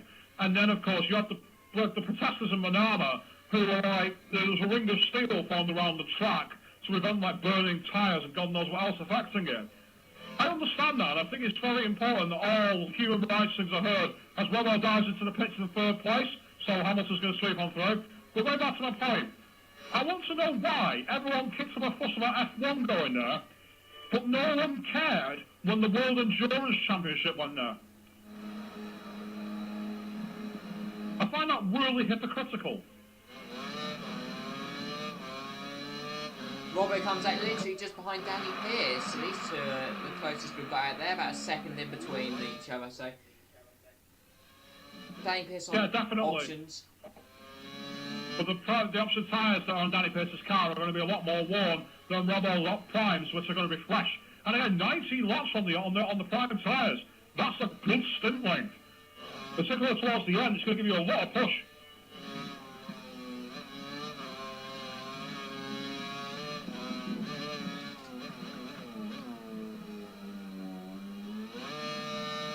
In the meantime, as following on from here, Robbo trying to get the heat in those prime tyres.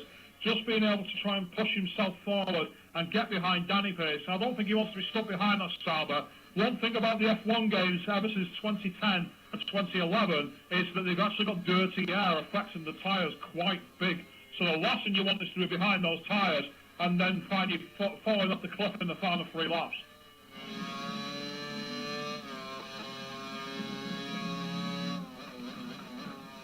So yes, it's a big shame that we've only got 7 down here. I think it's just this track. There's a lot of complaints about it.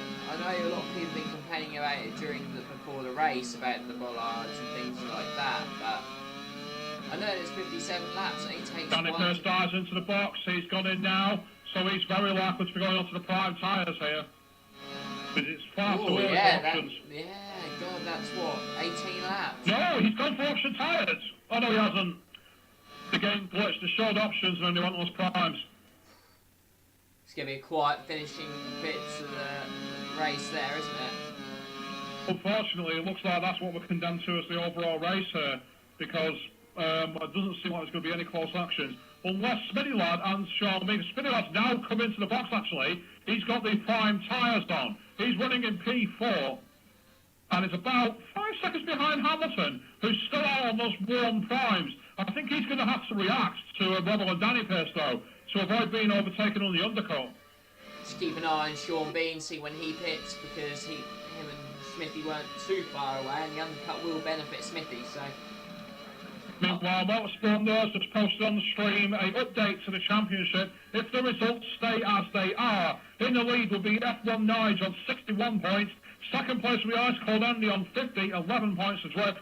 And then in third place would be Robbo on 48 points, only 13 adrift. So Robbo would have closed the gap immensely on Ice Cold Andy. The win in China definitely overhaul that gap. And with Ice Cold Andy disconnecting once again with only 1 point, Robbo's in a very good position to really hoover up the points here. As Smitty Lad goes on a 1:33.9, those new tyres are far more welcome on the car. Robbo was welcoming coming back to racing properly in the league and after a bit of a break, and you know, he's done well. He was saying, "Oh, I'm not sure if I'm good enough." Now, F1 Nige a 1:34.0. He's not done his final stint yet. Sean Bean's on a 1:34.7, neither has he. And then third place, Lewis Hamilton on 1:34.6. But then the new tyre times, the drivers are going to have to react, because in fourth place, Smitty Lad a 1:33.947. Robbo in fifth on a 1:33.925. And then in fifth place, Lightning a 1:33.719. That's a full second of that difference. F1 Nige is unlikely to be under threat from where he is. For the likes of Sean Bean, the likes of Hamilton, they have to react now. But the problem with Sean Bean is he's done 2 stints on the primes. He can't react.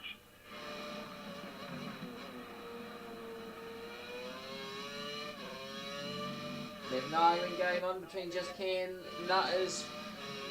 Whose fault was it for the Bottas incident in the F1? Now, you haven't watched it, so I won't say any more. Thank you, guys. I now know there's an incident on track. Brilliant. Completely forgot, but nothing important. It was just in the middle of the race. It's nothing. It was nothing early on. I'm going to be finding out after this race is over.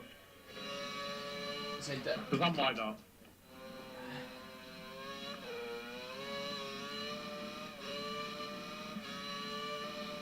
So anyway, unfortunately, it is a little bit of a quiet end to the race here, because all the drivers are split up. Smitty Lad's back in third place now, some weight off. Meanwhile, Robbo's in fourth, and you have a bit of a duel actually, because Hamilton's just come out of the pit, and he's right next to XRL Lightning. And Hamilton, is he on the option tyre? He is indeed. He has 16 laps on those. Well, that's going to be a tricky ask, especially with XRL Lightning right behind you for turn 4. He's going to be wearing those tyres very quickly as Hamilton. Lightning's got a great chance here to hold his arms up. Down towards turns 7, 8 and 9 is what's the hairpin. And Lightning's got a better entry, but Hamilton's got a better exit with that fresh rubber. But that rubber will go off the cliff quickly, whereas Lightning, he's got only a few laps extra to do on it, so his tyres are going to be fresh. Into the DRS zone, there goes the flap and Lightning, but once again, the bit of traction on Hamilton's car just allows him to pull away out of turn 10 down towards turn 11.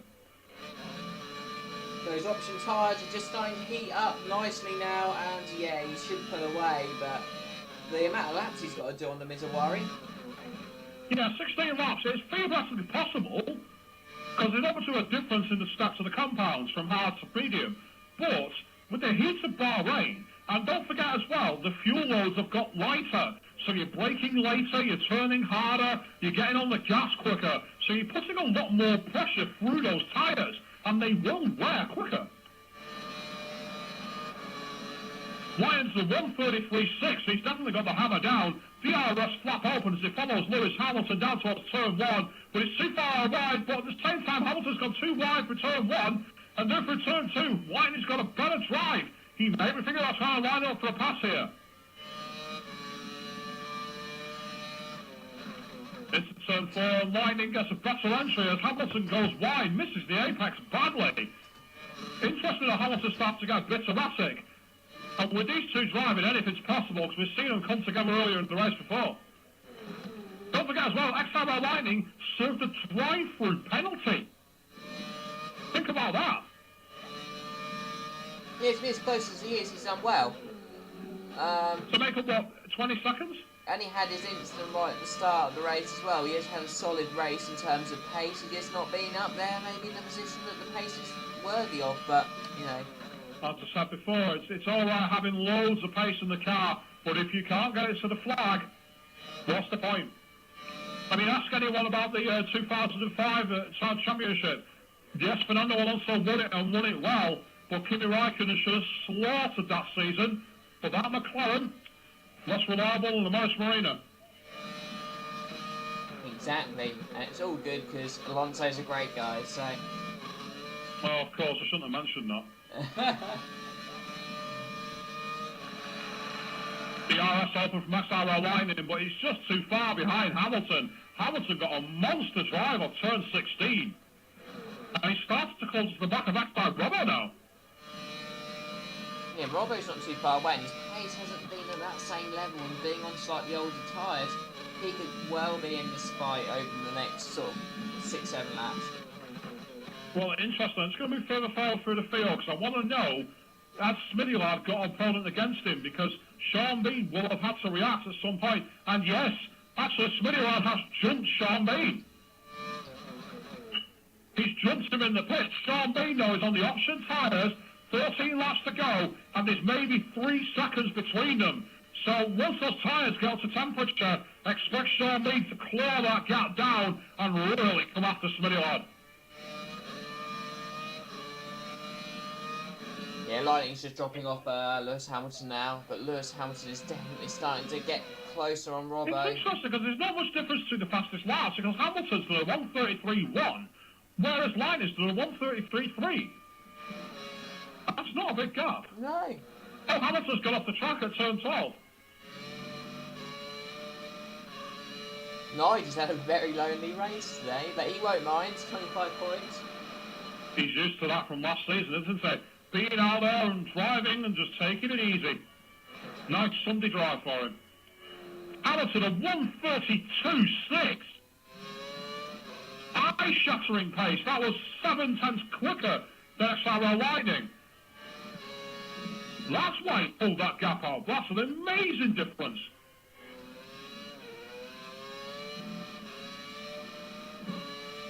And Hamilton's closing fast to the back of Robbo. There's maybe 1.5 seconds between them now. If he shows that kind of pace again through the first 2 sectors, we could see another DRS moment coming. I'm currently on board with Sean, but I don't know why. It's very close in terms of the gap between him and Smithy, and Lewis Hamilton's really gaining on Robbo. So 2 battles. Yeah, we've got two races going on at the same time here. If you've got a dual screen, enjoy, because we can show both. So in the meantime, Hamilton gets a better exit off turn number 10, but he's not close enough to the DRS at this time. Going in towards turn 11, Robbo's got onto the apex nicely there. Hamilton's had to get out the gas a little bit. He had a bit more grip than expected, and it almost pulled him too far wide.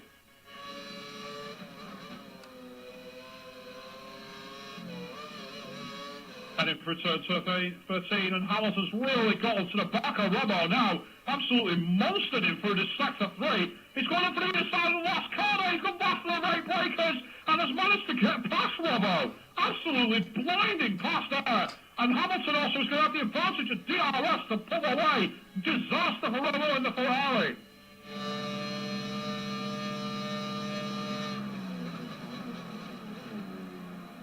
Up ahead of these guys, you've got Sean Bean closing quickly into the back of Spinillard. Gap of maybe 1.5 seconds between them as Spinillard goes wide at turn 4. And that's brought Sean Bean right up behind him. So what were you about to say then? I can't remember. Nothing important. Something about Robbo. In the meantime, turn 9 and 10, Spinillard's really close to the back. Sean Bean's really close to the back of Spinillard now. We're going on, Murray Walker is getting that exciting. There goes the DRS flap from Sean Bean, trying to get as close as possible down this GP2 start-finish straight, but he's just not close enough to get the gap into turn 11. But with the better grip on the Ocean tyres, through the faster flowing corners where you can really get the power down, your money's going to be on Sean Bean for a DRS past the turn 1. But we've seen Spinillard very defensive in his gearbox and very defensive in his use of cars. He might be able to hold him off, but he's made a mistake at turn 12. And as a result, Sean Bean's got a great drive heading down towards that final corner. Twists into the middle of the track there, Smitty. Sean Bean looks better of it. Goes through the final corner, gets a slightly better exit. There's maybe 3 turns between them now. He gets on the cars early. And as a result of that, Sean Bean goes to the outside there. There's the flap. And as a result of that, we've got Spinillard now. They're side by side, heading down towards turn 1. But Spinillard's got better legs from the car, in towards the turn 1 corner, and Spinillard is just squeezed out by Sean Bean there. The question is, can he hold the high ground? That won't post traction for Sean Bean on turn 2, and as a result, Spinillard's coming right back in now, down towards turn 4. He's gone onto the outside. This is going to be very close, still very dangerous into turn 4, but once again, Sean Bean just holds the high ground.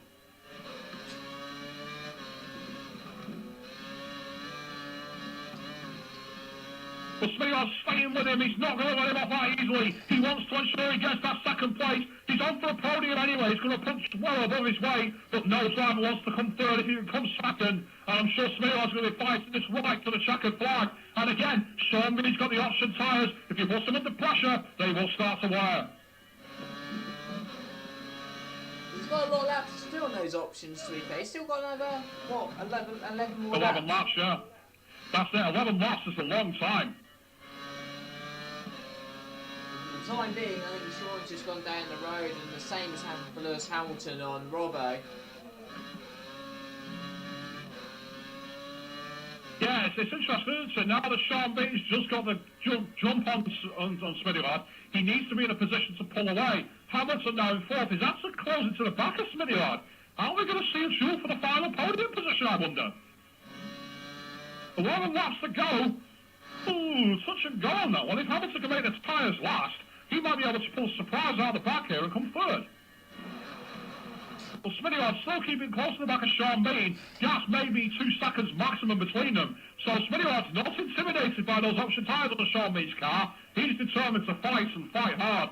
And F1 Nige destroyed the car! F1 Nige is out of the race!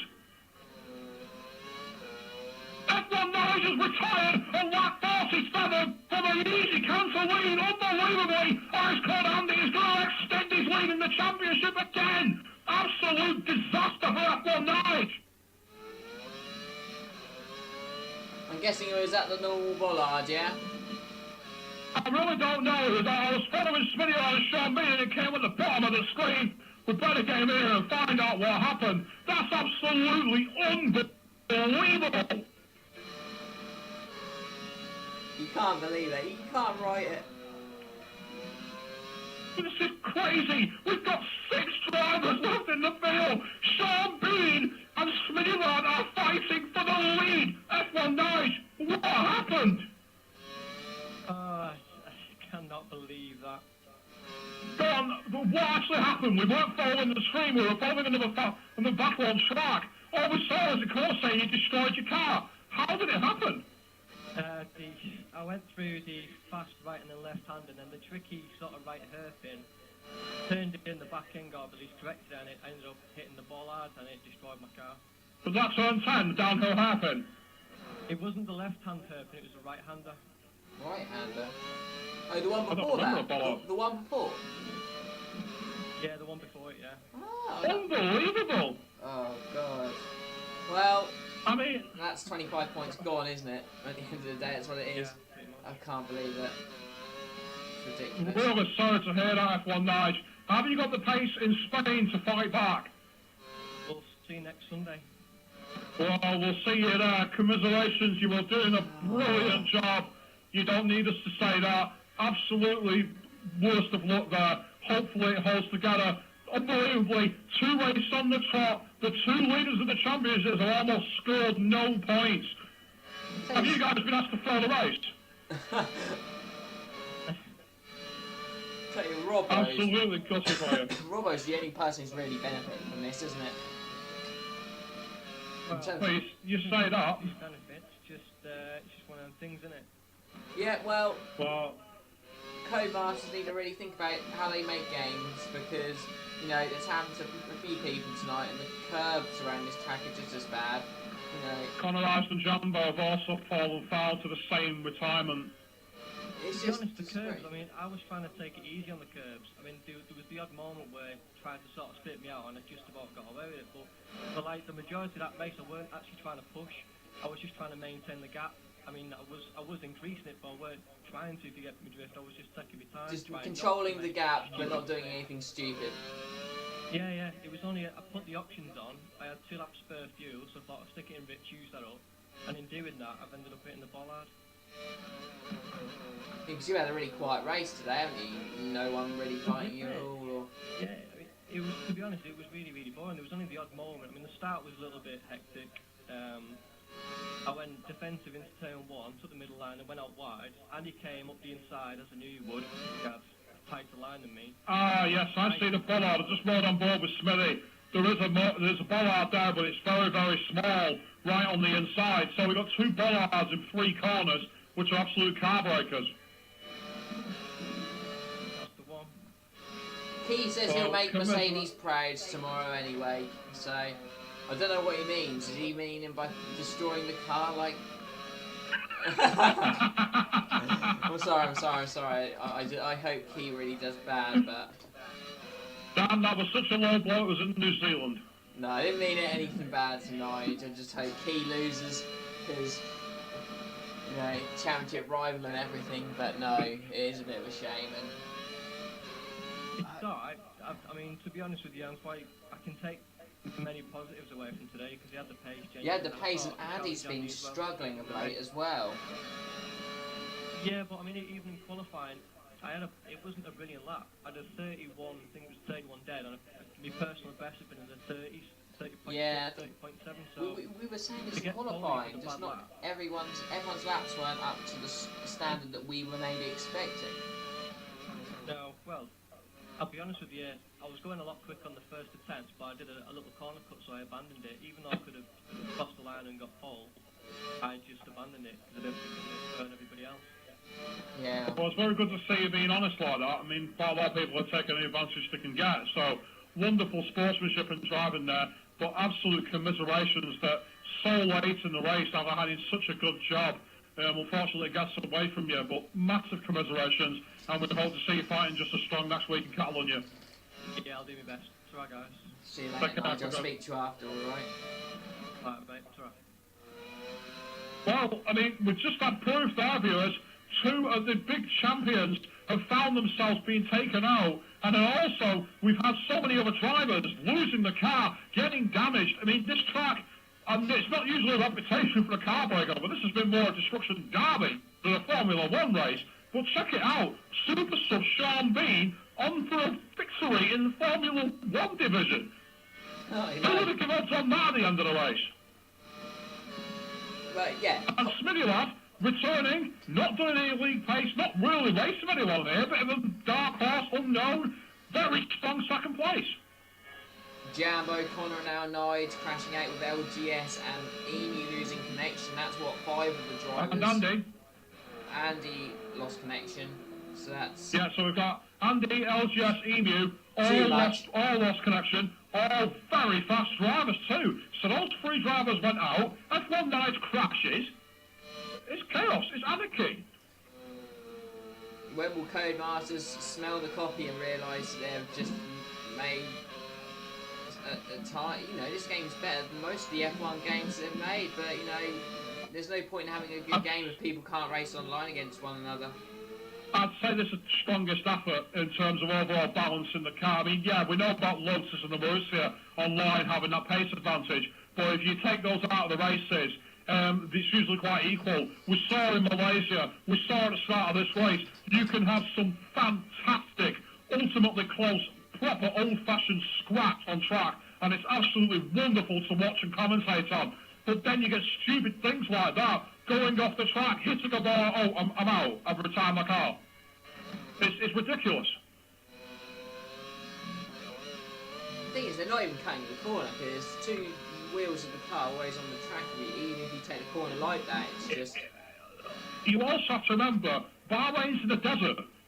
When you go offline, there's nothing but sand. Where the stops cars normally at racetracks? Gravel traps. Well, Sand's almost the same thing. this is a battle that could really develop.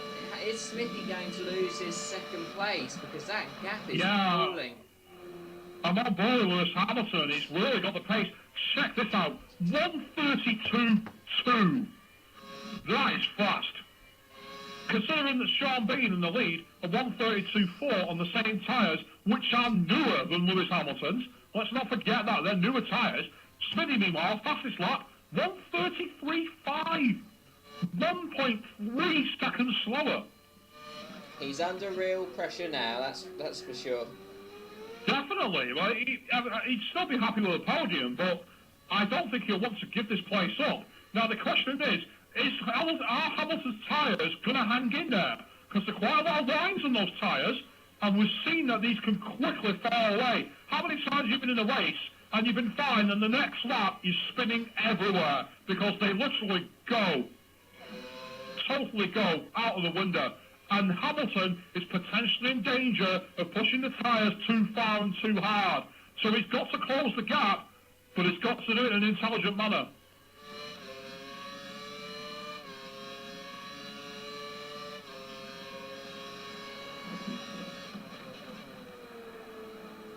You can see from the gap here coming out of the final corners, that's now down to maybe 1.5 seconds. In fact, it's DRS, no, mate. not close enough for DRS, not close enough.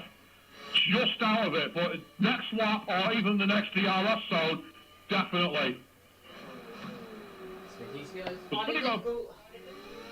going to find it a bit difficult, but he got a good entry into those corners there. Better than Hamilton, a better exit too. But again, we've seen this from Smitty. Look at how he's run away, because he's deploying his curves there. What is the point?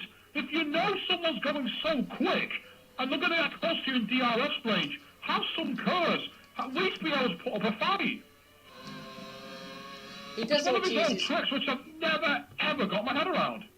He does like to use his curves in the first sector. We know that. But it's not intelligent driving, is it? I mean, it's like, how many times have we seen the overspeed difference between the standard car and the one with DRS? You can gain 10, 20k easily. Knight just sent me a message saying that he didn't realise Bahrain had weapons of mass destruction being the bollards. I'm shouldering arms on that one. That one's going to the wicketkeeper. Unlike the England batting team, who wouldn't do that and got themselves out. Oh no, don't even talk about it. I don't want to. It was one of the most embarrassing things I've ever seen.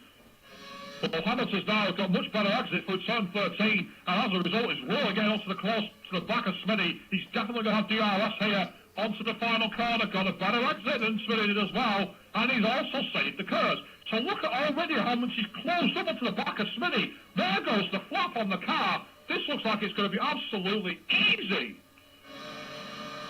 Heading out towards turn one, Smitty's on the outside, thinking about trying to go up on the inside here, and he switched back absolutely beautifully. Hamilton outbroke himself. Quite excited there. I got onto the wrong camera, unfortunately, so I missed that. This is why we've got two... Oh, meanwhile, Smitty went to a wag! Smitty went on the 5-second wag! That's ridiculous!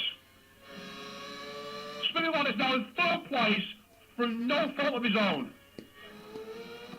This track has been an absolute comedy of errors. It's been absolutely shameful. What happened there with Smithy? Disconnections, 5-second lag. Right. This is absolutely can't take ridiculous. that much. I think he would have probably lost it anyway, but it's just not the way you would want it to go. You would want him to have a Definitely not. I mean, look at that first one corner. Hamilton with the overspeed, intelligent defensive driving, gets the place back, gets the gap to turn 4, and then the game goes 5 seconds. It's ridiculous. We've got drivers being disconnected, we've got 5-second lag, we've got bollards that destroy the cars. This is absolute nonsense. Absolutely pathetic.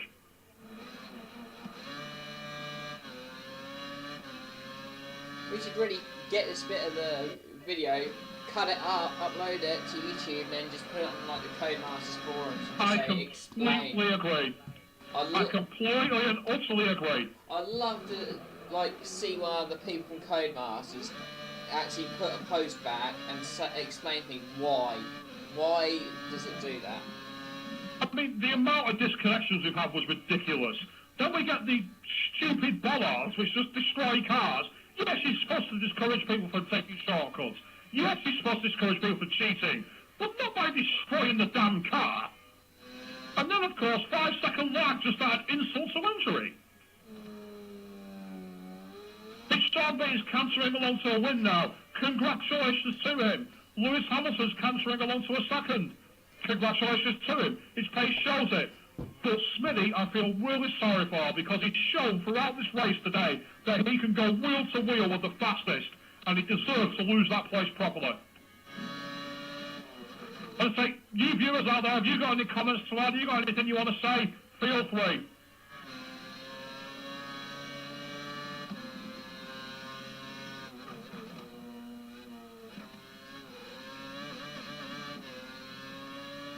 So it's a bit of a disappointing end to a race, really, because we looked like we were going to have a closing laps duel. That's the late tyre wearers. Let's see who can hold on to the end. And we've been robbed. Only Marks out for Lightning made a rare mistake there, hitting the curb and very nearly went into the wall. The driver's not over yet, it would seem.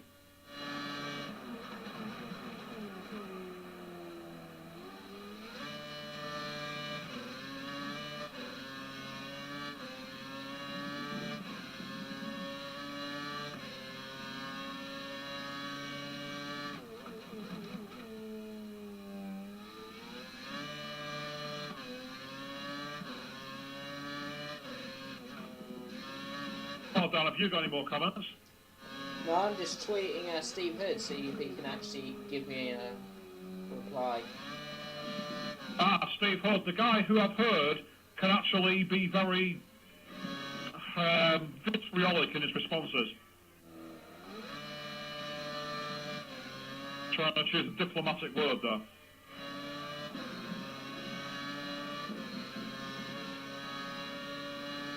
But also, viewers, thank you very much for staying with us. We are going to have the driver interviews after the race. We will talk about all 3 of them. But we do have to say, it's been a bit of a debacle. We saw some classic wheel-to-wheel racing, reminiscent of the Malaysia race. It was brilliant to watch. Ice Cold Andy and Smitty. We had Hamilton, Robbo and Jambo. We had all these duels on track. Proper racing, old school, very entertaining. I know we've had a litany of connection issues and everything else which has completely ruined it. Hopefully tomorrow night for the GP2 race, which I'll be doing with Motorsport Nerd, and also GP3 and the F4 and F5000, as well as the classic races with me and Dan covering those, we'll have better luck. But it has to be said, this really hasn't been acceptable. Whereas last week was because drivers were being a bit too pushy and a bit too aggressive, it wasn't that great. This one has been completely arbitrary. Mr. Dees has just posted one of those videos onto the bollard on the Codemasters forums, but as you would expect, Codemasters haven't actually answered back. Well, it's easy, so they'll probably hide behind the smoke screen.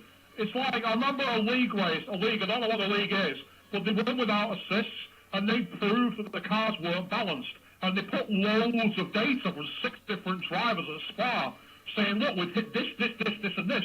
this is ridiculous. And the Codemasters are like, thank you, well, this will help us with the patch. Has it? Has it, bugger? Games need to be finished, not unreleased betas, but in the meantime, Sean Bean comes through the final corner. You've got to give credit to the guy, super sub, called him at the last minute, he crosses the final and crosses the last line and takes the checkered flag for a superb victory. Lewis Hamilton follows in the second place, and Smitty Lad rounds the final corner, weaves left to right, why not, he might as well do some showboating for us, and he crosses the line as well to complete the podium. Unlucky Mercedes guys who are watching in GP2, you should be scared. We've got an F1 division winner here. Let's get these three drivers in.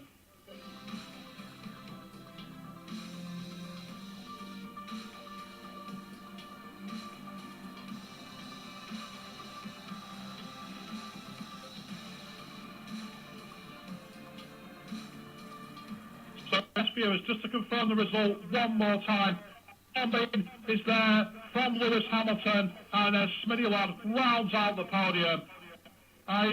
Ridiculous. Sean Bean. Well, the word super sub are often used for someone who calls in at the last minute. Taking a victory, how can you feel about that?